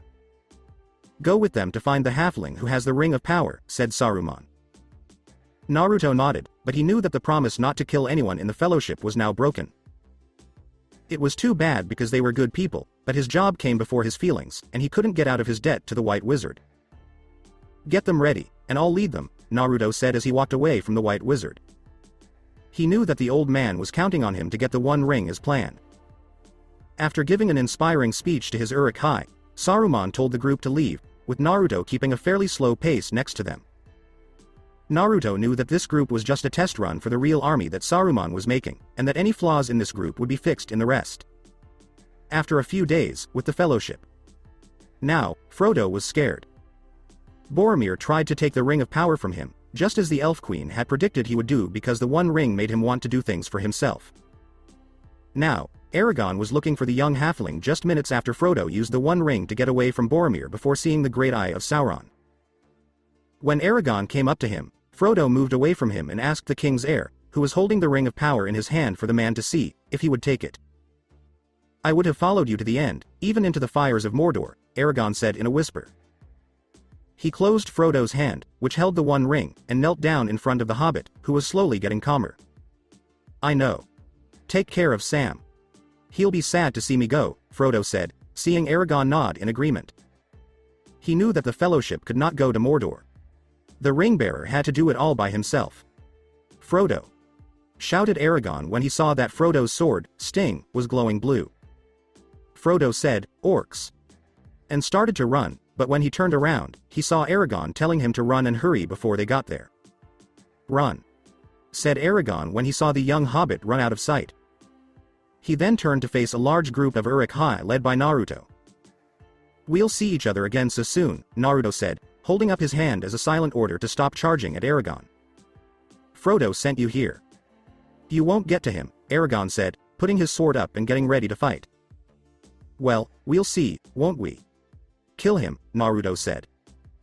With a snap of his fingers, he and a small army charged the man who might become the next king of Gondor, while Naruto went around them to find Frodo. It didn't take long for the others to catch up with the rest of the fellowship. Legolas helped Aragorn by shooting deadly arrows and killing the enemies from a distance, while Gimli attacked from much closer with his axe and used his small size to avoid being seen until it was too late. Not too far away, the horn of Gondor soon blew loudly enough for everyone to hear, drawing the Uruk-hai away from the three members of the fellowship and toward the person who was using the horn of Gondor. Boromir is the eldest son of the Lord of Gondor. The Uruk-hai swarmed towards Boromir like moths to a flame. They wanted to kill him and maybe take the Ring of Power from him while they were at it. At the time, the man was trying to protect two of the four hobbits in the fellowship as a way to make up for the fact that he almost gave in to the Ring of Power's dark will and didn't see the truth until it was too late. Sad to say, he couldn't use his sword skills to kill the monsters around him because an arrow hit him in the heart. Boromir kept fighting off the Uruk-hai, but it was hard for him to stand up. Another arrow from the archer walking toward him stopped him for a moment, and then the man kept going until a third arrow stopped his body for good. Boromir fell to his knees when he saw that his executioner was aiming an arrow right at his head and that Naruto was standing next to the archer with a sad look on his face while wearing a mask. Goodbye, Boromir. Naruto told Boromir, may you find peace in the afterlife. He then told the Uruk-hai to shoot the arrow at his head while the others took Pippin and Merry to Saruman. Even though neither of them was Frodo Baggins, they would have to do for now and make the White Wizard happy. When Naruto heard a yell from his right, he turned to see Aragorn's sword in mid-swing cut off his head. Then, Naruto's whole body went poof, and he was shown to be one of his shadow clones. Leaving the Uruk-hai to fight Aragorn on its own, while the real Naruto, who wasn't too far away, cursed the man's luck and decided to let them fight while the Namikaze went after Frodo himself. It was getting in the way. Naruto followed Frodo's footprints to the river. When he got there, he saw that the boat the elves gave them was already far down the river. He could also feel the others running toward him to stop Frodo from leaving. The demon fox mercenary jumped into the trees and saw Legolas, Gimli, and Aragorn, who was still alive and looked a little bit hurt after what he did. There is no more fellowship. It's over, Gimli said in a voice of defeat. Not as long as we still have heart and are honest. We can at least give Frodo a fighting chance by keeping the Great Eye away from him. We won't pack much. Now, let's go hunt some orcs," said Aragorn, and Gimli replied with a loud yes. The three of them then went to free their friends who had been captured. The Fellowship was hurt, but it wasn't lost.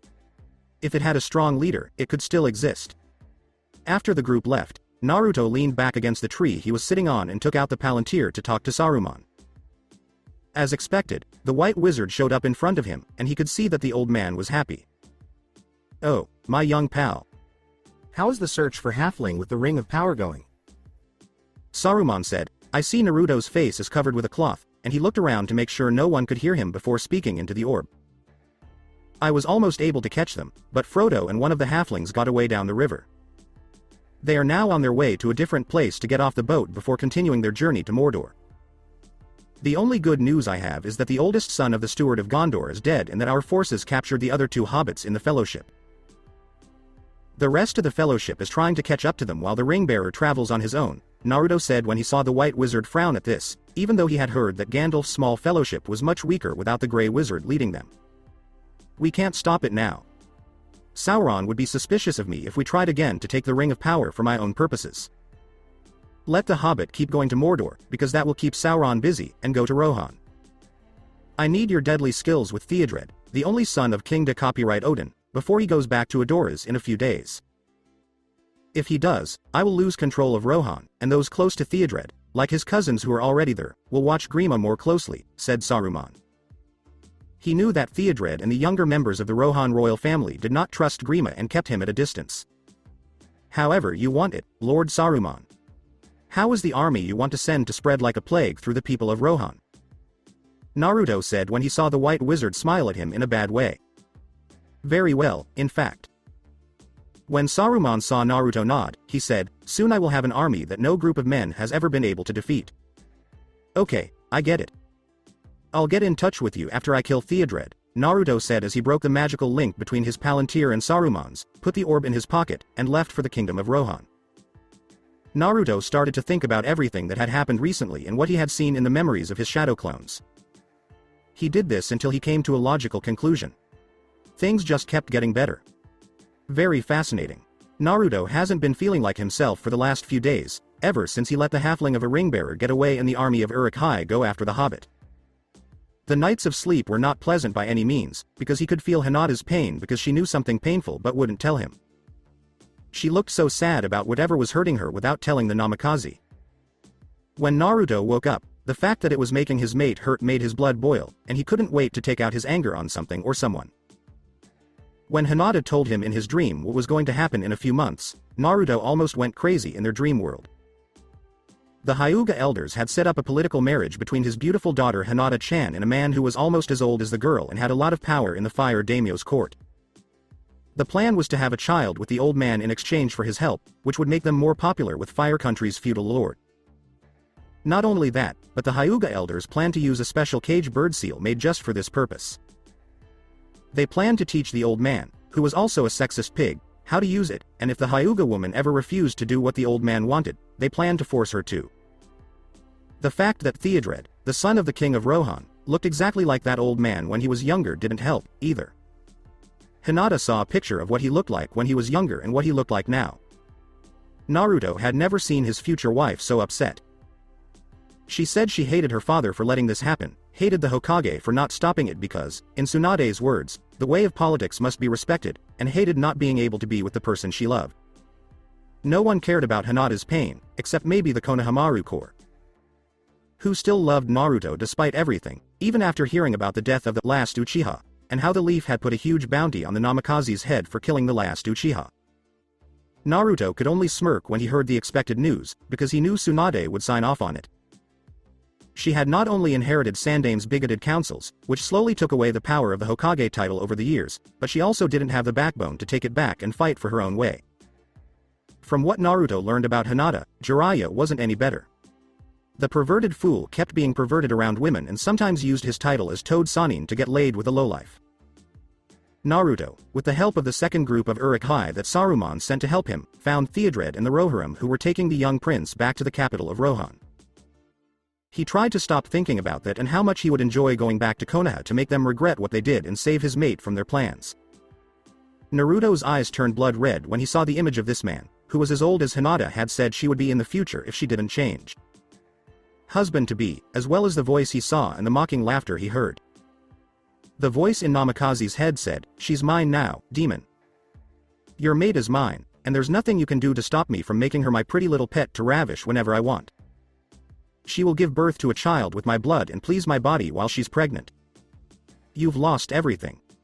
Kill the Rohirrim around the target, but know that the prince is mine and mine alone to kill." Naruto told the Uruk-hai. He could tell they understood because they nodded, and he knew they could feel his demonic energy slowly cover his body for a moment. One of the Uruk-hai yelled, "Charge! Eat their flesh!" As Saruman's army charged the riders of Rohan. The riders of Rohan gave the Prince of Rohan a lot of room. Theodred was surprised by this, since he had just killed a few Uruk-hai that got close enough for him to swing his sword at them while riding his mighty steed into battle. However, he was soon knocked off his horse and found himself facing the demon fox mercenary, who was spinning daggers around his fingers. Theodred picked up his sword and swung it with the skill of a master, but Naruto's speed, strength, and agility were too much for the Prince of Rohan. Naruto liked the sound of his blades cutting through Theodred's armor and flesh. He did this by jumping over the startled man and bringing his blade down vertically on the mercenary. Theodred was not expecting this move. Grimbold said, "Young prince." As he rode his horse toward Theodred and saw Naruto jump away while proudly holding the bloody daggers in his hands.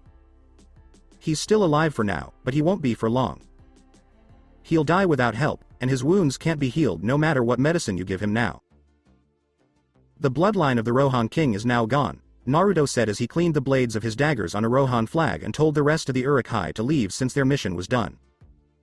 Isengard after a few days. Saruman smiled evilly as he watched his army of Uruk-hai grow every day. He knew he would soon have enough to crush Rohan and then send his army to attack Gondor's flank while Mordor's forces attacked from the front. But when he turned around and saw Naruto's angry, troubled eyes, he lost his smile and felt a little worried about his best friend. The young man was getting more angry about something, but he wouldn't say what. Even though the White Wizard knew it had nothing to do with the plan to crush Rohan, he thought it would be best to find out what it was. Saruman said, "You are troubled, my friend," when he saw Naruto leaning against the wall, rubbing his eyes and trying not to let the lack of sleep show. "Is it that clear?" Naruto asked when he saw Saruman nod. "You haven't slept in several days' time," said Saruman, and Naruto gave a bitter laugh. 2 days of sleep, Naruto said when he saw the White Wizard frowning. "I don't feel like telling you why," he added. Saruman asked Naruto, "Are you sure you don't have any doubts about joining my side in this war and the things we've done to get this far? Does my disrespect for nature bother you in some way?" He was trying to find out how loyal Naruto was. "No, of course not. My feelings have nothing to do with Middle-earth, this war, you, or even Sauron. This is a personal matter," Naruto said when he saw Saruman nod in a way that showed he understood. "I see. Maybe you could explain it to me so I can understand it better and maybe help you," Saruman said when he saw Naruto's eyes turn red for a moment and then sigh. So, Naruto decided to tell Saruman everything he knew about what was going on in his village and what was going to happen to his mate. How this news hurt him deeply and made him so angry that his blood was boiling. What Naruto didn't tell Saruman was that the Namikaze had spent a lot of time in secret trying to figure out how to get home to the elemental countries. "Now do you get it?" Naruto asked Saruman when he looked at him thoughtfully and asked, "Do you understand?" Saruman nodded. "Yes, that is scary. What do you plan to do?" Saruman asked Naruto again to see if he was telling the truth. "Isn't it obvious? I'm going to find a way to open the rift again and get back to my mate no matter what. I won't let Hinata suffer at the hands of a man old enough to be her grandfather, or even her great-grandfather if you pushed it. I will do what I must," Naruto said when he saw Saruman nod slightly. "I could help you find a way, Naruto," Saruman said in a straightforward way. "No, I'll take care of this problem on my own. Besides, you need to build an army and check it over before sending it to destroy the world of men," Naruto said simply. "Then maybe later, after we crush Rohan under our feet," Saruman said when he saw Naruto nod his head. "Yes. When will the army be ready?" Naruto asked. deciding that he should stop talking about himself. They'll be ready in a few more days. When it's time to let them loose on Middle-earth, I want you to lead them into battle and crush the Rohan people for good," said Saruman. Naruto looked surprised, but the Namikaze agreed anyway and started walking away before stopping to look back at the White Wizard. Naruto asked Saruman, "Do you mind if I borrow something from the tower?" "I'll bring it back," and Saruman raised an eyebrow. "That depends on what you want to borrow from me," said Saruman, who knew there were some things Isengard residents couldn't just borrow. "Just a chair." "A simple chair," Naruto said when he saw the White Wizard was surprised. "A chair? That's it?" Saruman couldn't believe for a second that the mercenary only wanted a chair.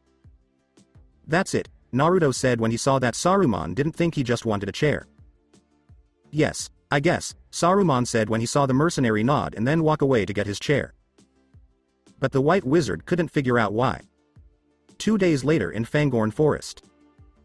The last members of the Fellowship of the Ring went into a large forest area with wild trees that were said to be able to talk to each other and even move from where they were planted.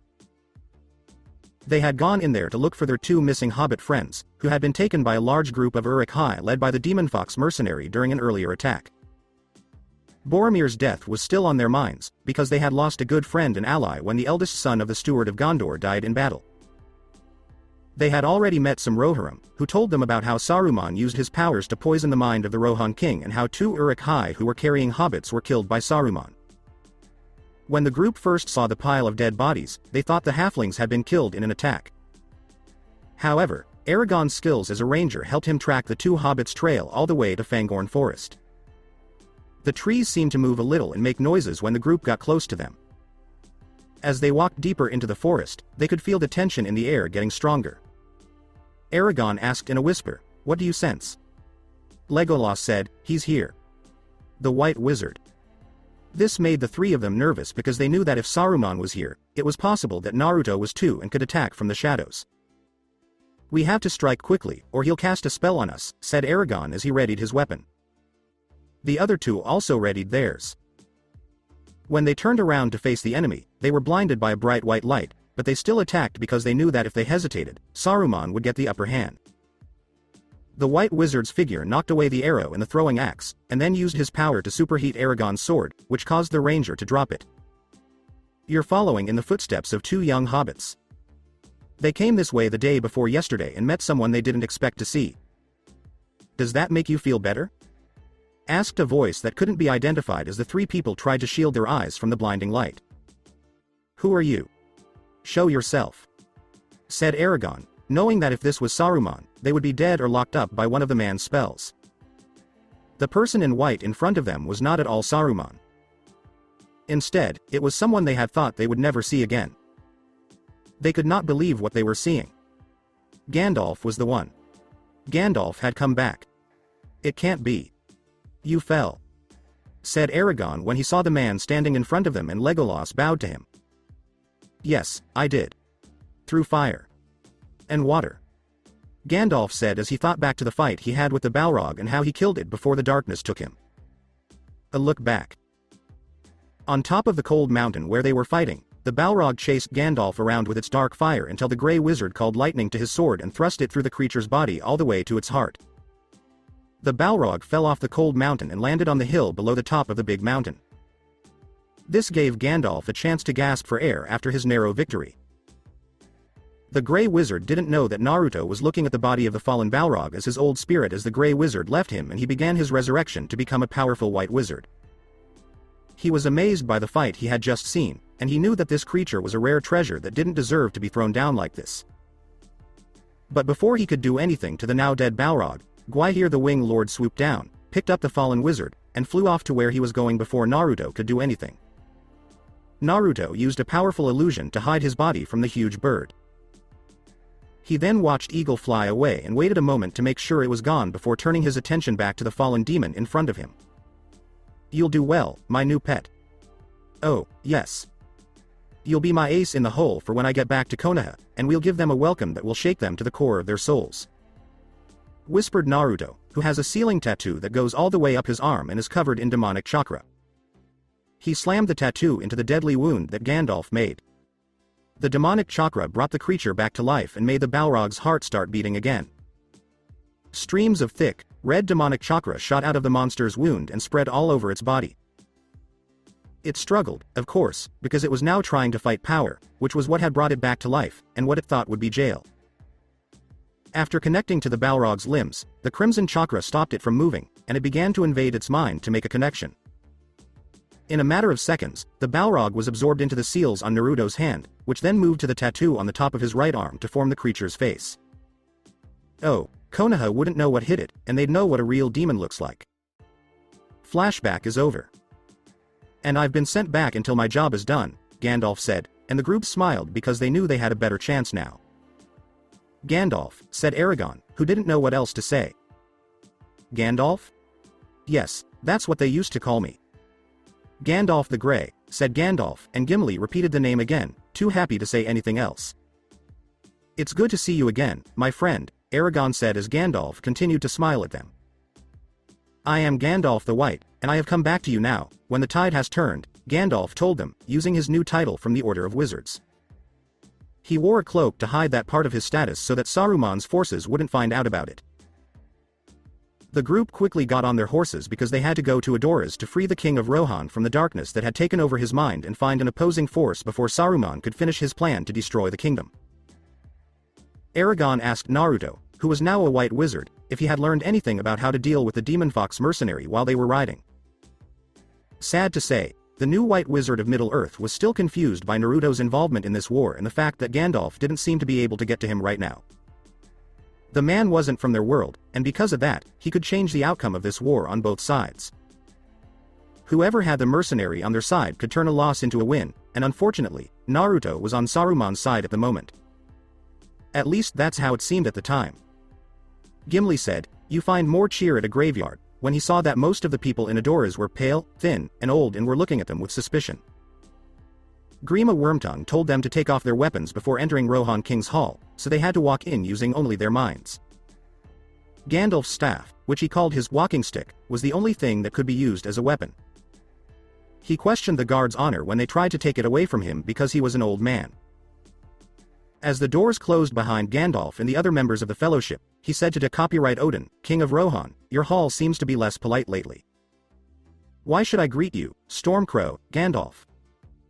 Copyright Odin, who looked like he was on his deathbed and would die any second, said, "I'm going to die."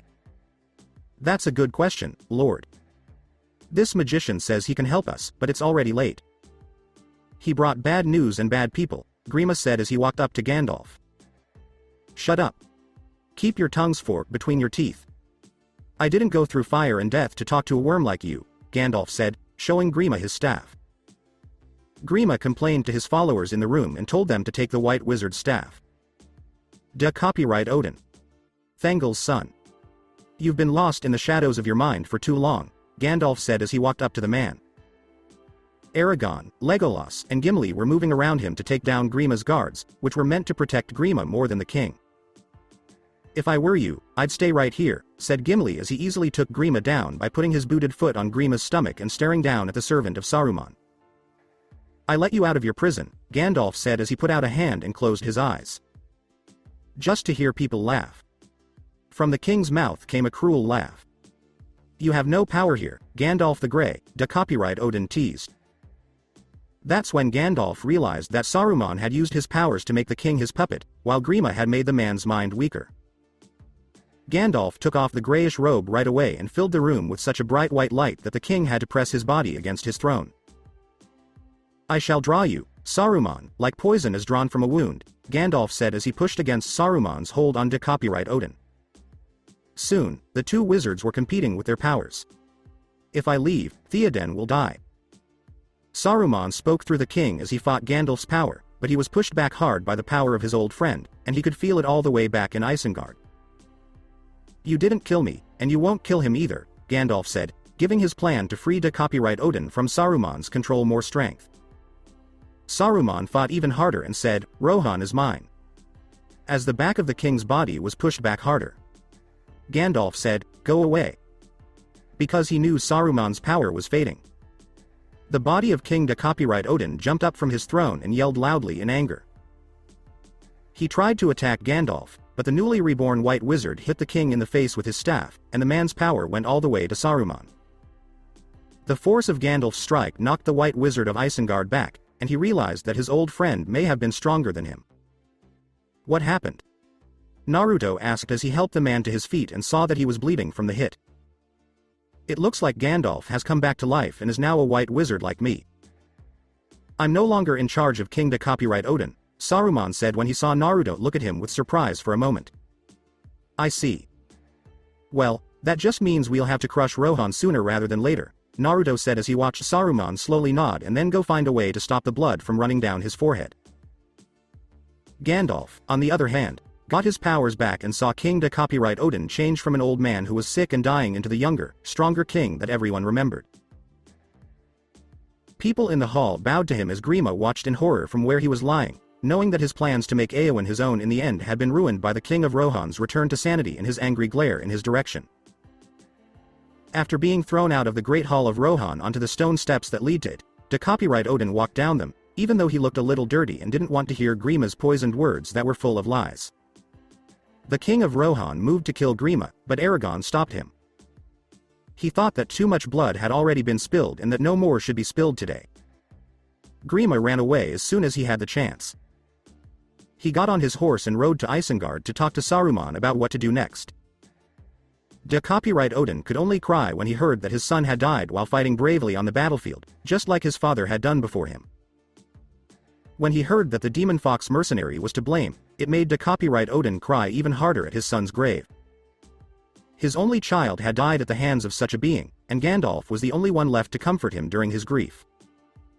When they got back to the Hall of Rohan, Gandalf told King to copyright Odin about the small amount of terror that Saruman had caused in his kingdom and told him that he needed to do something before it was too late. After everything that had happened, though, to copyright Odin didn't want to risk going to war with Saruman, so he chose to defend himself instead of attack. Helm's Deep was the only place that could save his people. 2 days after Isengard, to copyright Odin is not going to stay in Edoras. He knows that his people can't stay there because it's not safe.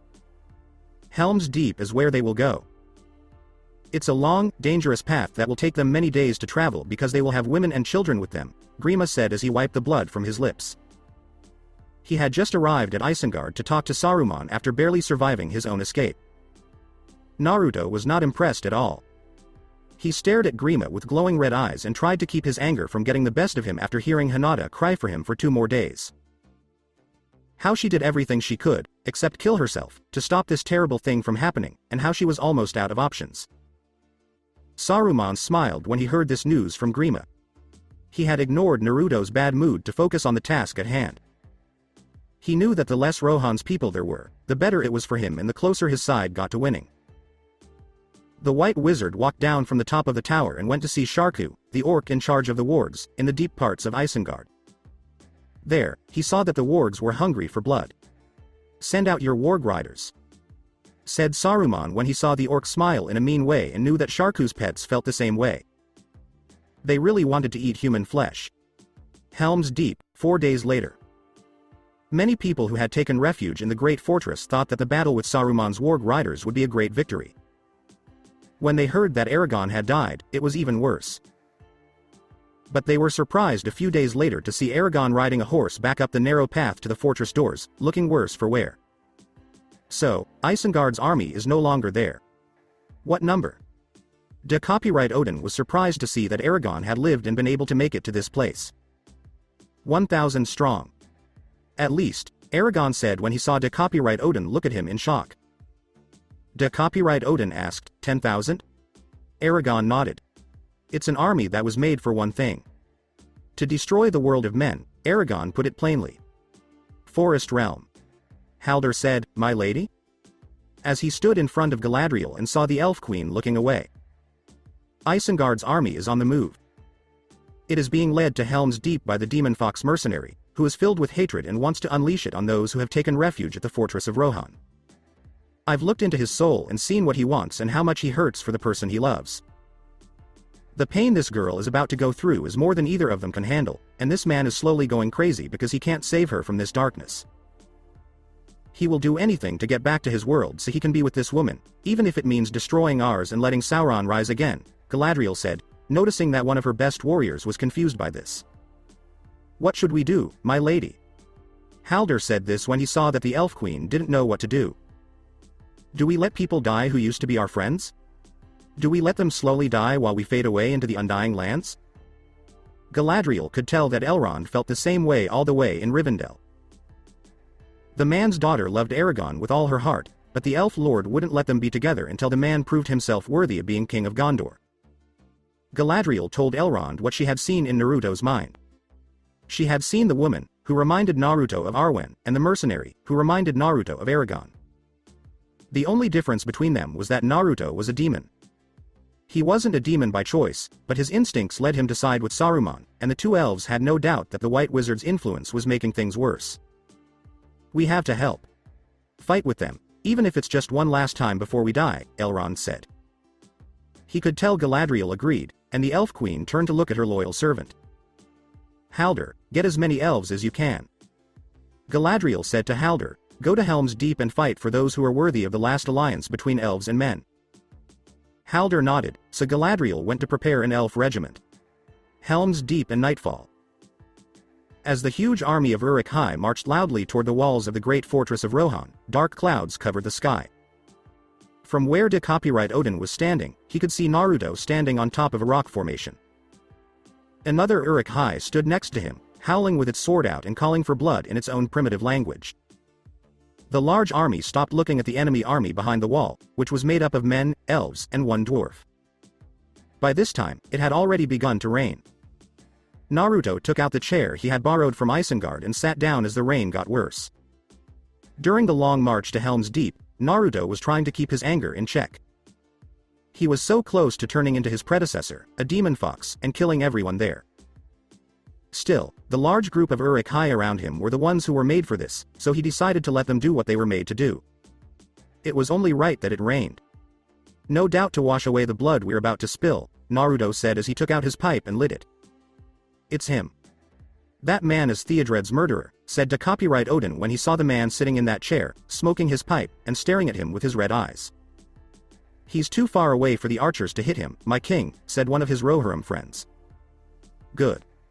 De Copyright Odin said, "I will enjoy killing him myself with my own blade." He meant that he would enjoy piercing the man's skin with his sword and putting an end to the mercenary's life.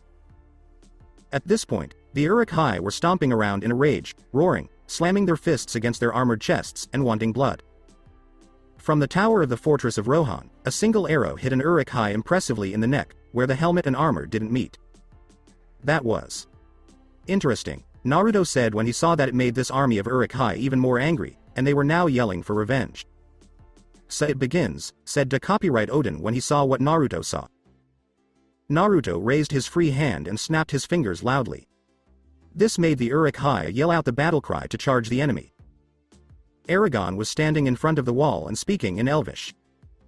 He told them to get their bows and arrows ready, and Legolas did the same while telling them where to hit in the gaps in the armor. When the swarming mass of Uruk-hai got close enough, Aragorn told them to fire and kill the army of Uruk-hai that looked like it would never end and kept charging over their dead brothers. De Copyright Odin told his line to fire a bunch of arrows, which they did from their spots, killing Uruk-hai one by one with every arrow they had. The Uruk-hai, on the other hand, didn't go down without killing a few of their enemies. They fired back with their own arrows and killed a lot of elves and men with deadly accuracy. Even though they had lost a lot of people so far, Saruman's army was still able to take them. De Copyright Odin's army, on the other hand, was not, and each person who died hurt them a lot. Ladders. Aragorn said in Elvish when he saw a group of Uruk-hai reach the bottom of the wall outside the shooting range. Gimli said, "Send them to me." Because he wanted to join in, and Legolas was busy shooting them from a distance. The plan's first step is now done. Now for Phase 2, Naruto told himself as he watched his Uruk-hai set up the ladders and get close to the enemy. Naruto knew that was just a trick to get him to look away. After the two things were put in place, the big surprise would be lit, and then boom. Saruman's forces laying siege to the great fortress of Rohan did not impress de Copyright Odin much, even though he was afraid when he first saw them coming. So far, they were winning the battle, and it helped even more when the elves joined the fight at the beginning. They knew that the best way to win was to hold out through this siege. "Is this all you've got, Saruman?" A huge army that fights like crazed animals with no sense of strategy? This fortress can stop you and your loyal demon servant, no matter how strong your army is, de copyright Odin said to himself, hoping Saruman could hear his mocking words. Even though the storm was raging all around them, Naruto heard what the king of Rohan said, and his eyes were steaming red. It reminded Naruto of how people in the Leaf used to make fun of him when he was younger. They thought he couldn't beat Neji in the Chunin exam finals match and called him a dumb demon who didn't know his head from his tail. The memories of that pain and the laughter those people were having at the expense of his mate kept building up in his soul, which slowly caused his chakra to form around his body. Don't be confused, King of Rohan. You will die, and I will enjoy it as much as I did with your son. Naruto thought as he got up from his chair. He put it in the summoning scroll and took out his prized bow staff that had been turned into a glaive. Time to start making some noise. Naruto walked through the line of Uruk-hai, who gave him more than enough room to pass, with his red chakra covering his body to tell the Uruk-hai berserker to start his part of the plan. It was easy for everyone, including Aragon, to forget about the torch-carrying Uruk-hai running toward the bombs Saruman had made to blow the wall to the sky, and when the heir to the throne of Gondor finally realized what was about to happen, it was too late. Just as Legolas and a few other elves were getting ready to shoot a line of arrows at Naruto in an attempt to kill the enemy army commander, the Uruk-hai berserker dove into the water-filled hole with the torch and caused a huge explosion.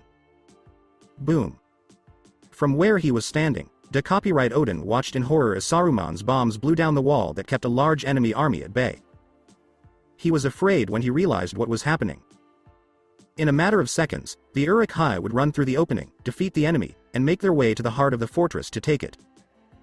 Gimli yelled, "Aragon!"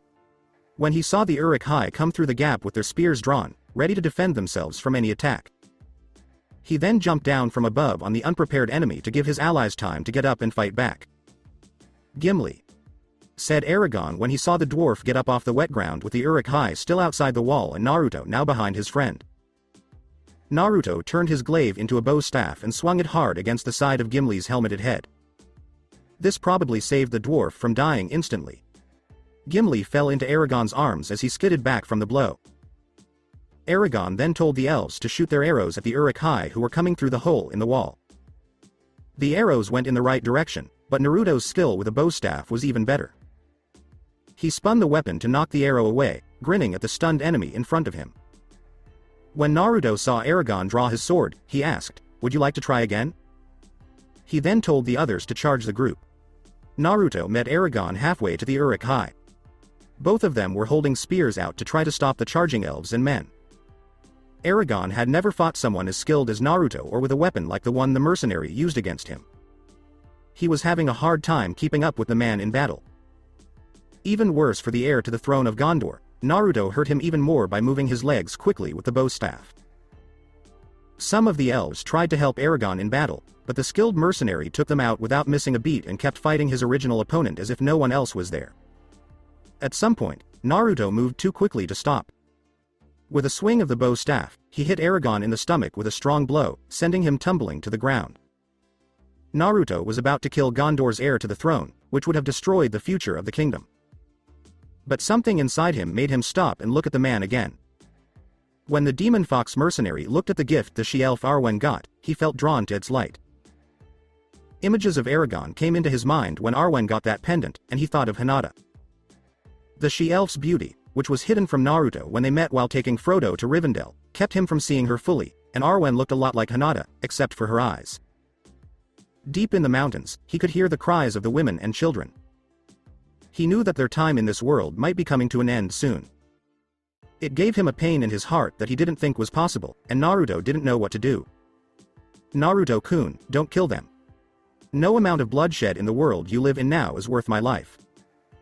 They haven't done anything to make you angry with them. Naruto-kun, help them out. Help me out." Naruto's head jerked back as if he had been violently hit by his mate's words. He dropped his weapon and grabbed his head in pain as he let out a demonic pain scream.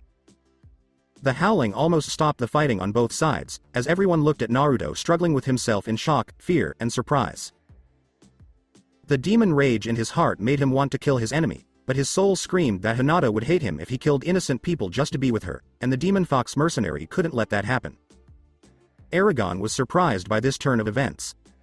He scrambled to his feet and grabbed his sword as his opponent became covered in crimson energy he had never seen before. He heard Naruto talking to himself and calling out to a woman who didn't exist, saying, "Hinata, my mate," and other words that the heir to the throne of Gondor didn't understand. The pain scream was unlike anything Aragon had ever heard before. He could see that Naruto wasn't hurt physically, but on a mental level that was hard for him to understand, and the Uruk-hai was very nervous around the demon fox mercenary. But Aragon would be lying if he said the sight in front of him didn't make him shiver with fear. "By my family's ancestors, what is he?" said de Copyright Odin, who could feel the negative energy that seemed to be felt by everyone around him and saw his most battle-hardened Rohirrim tremble in fear. Had the things he said come back to haunt him? "Hinata-chan, no matter what happens between us, know that you are the only woman I love and that I will do anything you ask of me. If this is what you want, I will give it to you, but I will still find a way to get back to you. I said I would do it, and I will." Naruto thought as he turned a little to face the Uruk-hai who was nervously looking at him and now running away from him out of fear. Naruto yelled and threw a red chakra arm at the Uruk-hai gathered at the hole in the wall. The Uruk-hai and the whole army behind them were killed instantly. Naruto pulled his arm back and kicked up his bow staff, covering it with his power. The weapon looked like it was covered in unholy fire from the depths of hell, and its user wasn't afraid to use it against the enemy. The Uruk-hai tried to get in again. At first, they were afraid because of what they had seen, but they knew better than to disobey the white wizard Saruman, so they went in. Naruto spun his bow staff and swung it vertically upwards. This released his power on the Uruk-hai and sent those that weren't killed by the crimson power back outside the wall. The creatures on the wall stopped fighting the elves and jumped down to fight their traitorous commander. However, when they were attacked by the demon fox mercenary, they were quickly knocked down and killed in a bloody show of violence. "Has he gone crazy?" asked Gimli when he saw that Aragon didn't know what to say about all the dead bodies in front of them. "Enough. I don't have time for this. Demon style. Demonic dome jutsu," Naruto said as he did a one-handed hand sign and then slammed one end of the bow staff on the ground, sending its power into the air and spreading over the entire fortress of Rohan, from the top of the mountain behind him to the front of the damaged wall. Uruk-hai tried to get through the barrier Naruto had set up, but those who did were quickly killed by it and couldn't move forward like they wanted to. They had no choice but to wait until the barrier fell, if it did at all, and then get back at Naruto for betraying them in such a shocking way. Slowly, Naruto let go of his power and turned to face Aragon. When the man just stared at him in awe, the Namikaze knew he needed to explain himself. Naruto had to stop walking toward the man because Legolas was aiming an arrow at his head, and several other elves and some men were also doing the same. "Wait. Put down your weapons," said Aragon when he saw that Naruto's eyes were not red like a demon's, but blue like a man who had been tortured and needed their help. "What? Why?" "You saw what he did and what he can do," Gimli asked Aragon when he took a few steps toward Naruto and stopped a few feet away. "Yes, I've seen that. That's even more reason to be polite to him, Gimli. Trust me," Aragon said when the demon fox mercenary just looked at him with those tired eyes. Naruto said in a simple, tired voice, "We need to talk," and Aragon nodded. "Yes, I think we do, young mercenary. What about this?" Aragon asked as he looked at the demonic energy dome that was keeping the Uruk-hai and even the rain out. "Don't worry about it. The dome I put up gives enough power to the whole fortress to last until the sun rises in the morning," Naruto told Aragon's two friends, who were looking doubtful. "And how can we be sure that this dome of yours will last through the night, like you say it will?" Gimli asked with skepticism, because he didn't like getting hit in the head and sent flying into someone he thought of as a friend. Naruto said, "I could always take it down and let the Uruk-hai have another go at you." He saw that the group looked a little worried at the thought of fighting that army when they had just been given time to recover from this key moment in the battle. "That won't be necessary," Aragon said as he looked at Gimli to make sure he didn't make Naruto do that.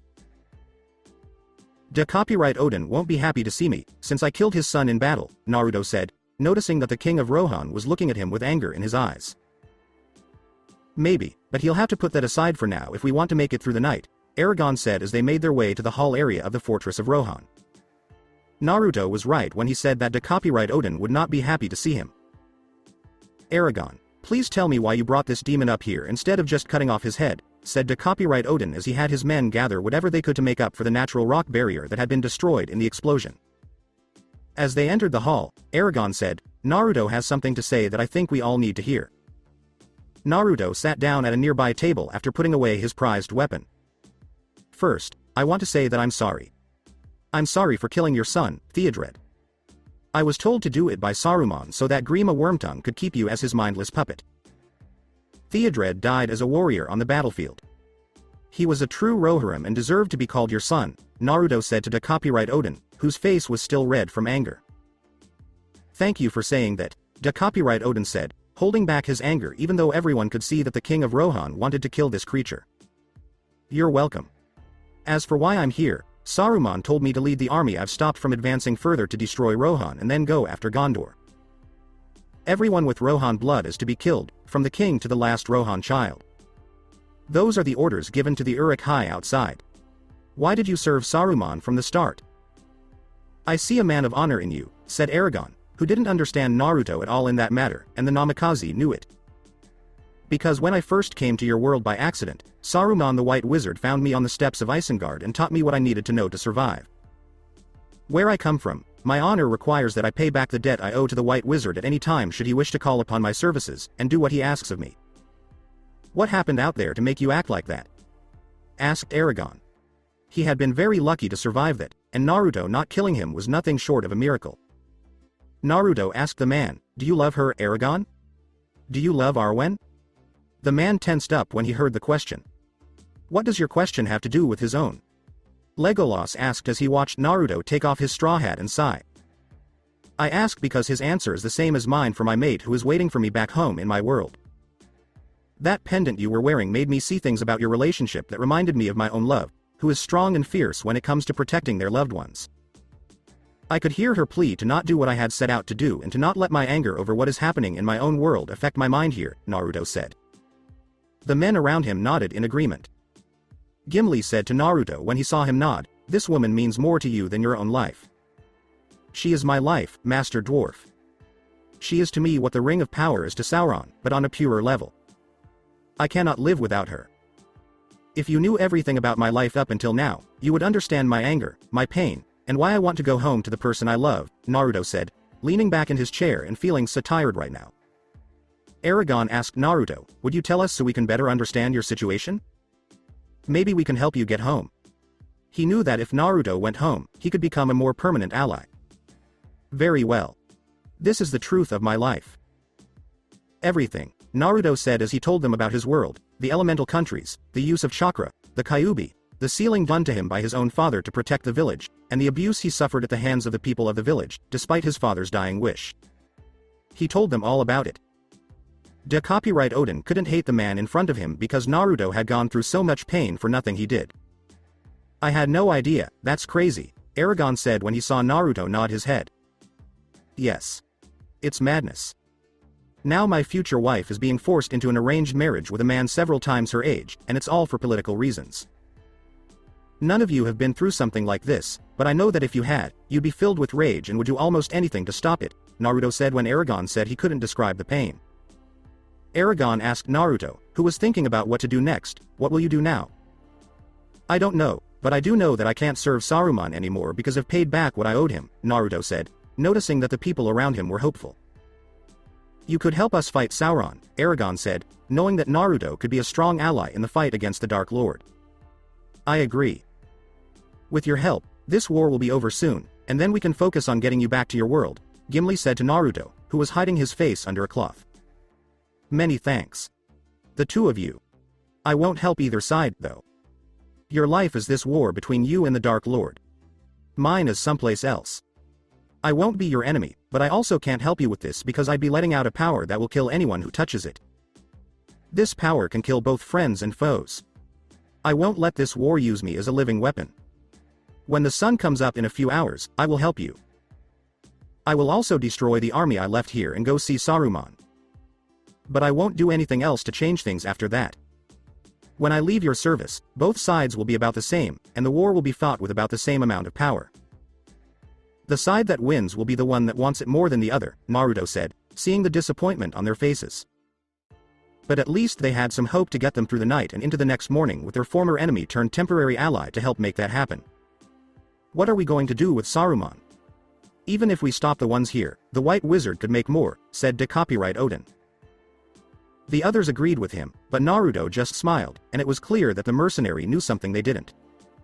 Saruman ought to know that he shouldn't mess with nature. I assume you know what Isengard looked like before he started making the Uruk-hai? When Naruto saw Legolas, King to copyright Odin, and even King to copyright Odin nod, he spoke up.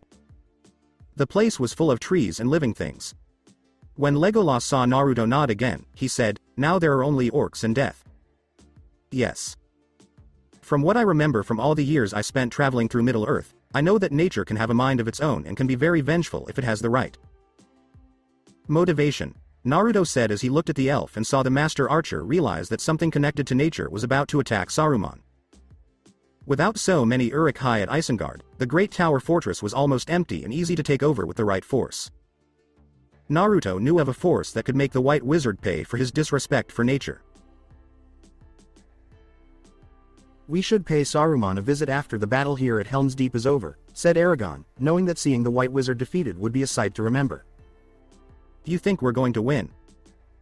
Even if we build a strong wall, the Uruk-hai outside will break it down, and if not the wall, then the gate, said to copyright Odin, who knew that even though the gate was made of strong wood, a large group of Uruk-hai could break through it and take the fortress that way.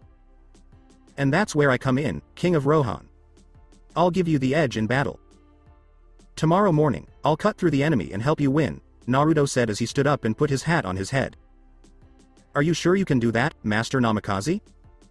Gimli said that, since Naruto was tired, he would rather have his new temporary ally fight at full strength for them. I can. Also, the sun will rise in an hour, Naruto said, seeing the worried look on copyright Odin's face. Copyright Odin went outside to give orders for what was already being done and have his people try to come up with a way to stop the Uruk-hai from moving forward. Gandalf is on his way. He told me that before he left to find the king's cousin, Aragon said, noticing that Naruto was thinking. Good. I'll start at the front. Gandalf and his army attack from behind. We just have to meet in the middle, Naruto said, knowing that the others could defend the wall from where they were while he took on the bulk of the army outside before the new White Wizard showed up. Let us ride out there with you and meet them, said Aragon, and copyright Odin came in to hear that part. What for? For honor? Asked copyright Odin in a simple way. To Rohan. For your people, Aragon said, seeing that the king of Rohan was thinking. Is there a way for the women and children to get away from the Uruk-hai if this doesn't work? Naruto said, nothing should be left up to chance. One of the king's Rohirrim with a beard said, there are many ways into the mountains, but even if they worked, the Uruk-hai are too many, and they wouldn't get far. The sun is rising, Gimli said as he looked out the window and saw it. Tell the women and children to make their way to the mountain pass. And block the entrance. Aragon said, knowing that the more things that made it hard for the enemy to get to those people, the better. In the deep, the horn of Hammerhead will be heard. One last time. Said copyright Odin, and Gimli said, yes. When he heard that copyright Odin wanted to play something so beautiful during a battle. Whatever it's worth. Aragon, I'm glad I get to fight with you. I have forgotten what it was like to be a friend, Naruto told the man as he shook his hand. Yes, I get it. Aragon said, good luck in battle, knowing that Naruto would clear a path for them to ride out of the battle and then be overpowered. So do you. Aragon, try to stay alive. Naruto said to Aragon, I'd like to see you become the king of Gondor, which is badly needed, and marry that wonderful woman who has inspired you to do great things. Aragon smiled, and Naruto knew that was because of the she-elf. Me, too, Aragon said before he saw Naruto leave the room and pull out his favorite weapon for battle.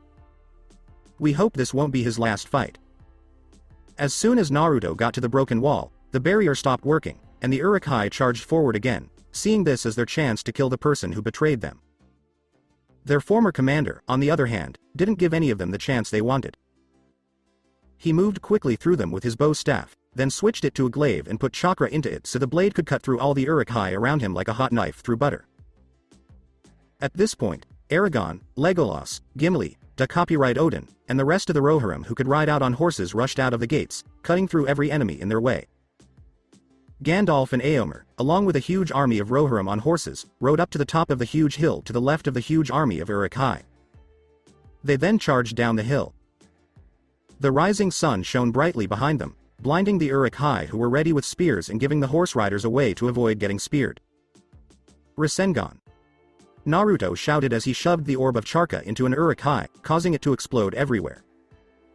When the battle was over, all of the Uruk-hai had been killed, and the blood of the losers was now on the winners. As Naruto began to understand what was going on, he looked over at Gandalf and saw that the man was looking at him with cold eyes. Even though the others and the King of Rohan had helped them up to a point, it was clear that the White Wizard and the others didn't know what to do with him yet. Gandalf said to the Demon Fox mercenary, "From the looks of things, you played a part in Rohan's survival and saved more lives than would have been expected under the circumstances." The Demon Fox mercenary nodded, and Gandalf knew that was true because many of the defenders of this place would have died if he hadn't changed sides so quickly. "That's possible. I've already talked to both Aragorn and to Copyright Odin about it. I'm no longer your enemy," Naruto told Gandalf, who was now smiling like he knew what was coming. "No. Maybe you were never." "It's hard to say," Gandalf said when he saw Naruto put his weapon away. "You know this victory is only a small step toward defeating Sauron, and it shouldn't be taken for granted," Naruto told Sauron, who knew that Rohan's loss at Helm's Deep would only make the Dark Lord more angry. "Yes. The fight for Helm's Deep has ended. The battle for Middle-earth is about to start," Gandalf said with a serious tone as he and the others walked up the hill to see the thunderous shape of Mordor behind the mountains that separated the volcanic area of Middle-earth from the rest of the realm to see the orange, fiery glow that raged behind them. So that's it for today. I hope you guys enjoyed it. Don't forget to like, share and subscribe to the channel for more awesome stories like this. Thank you. See you all in my next video.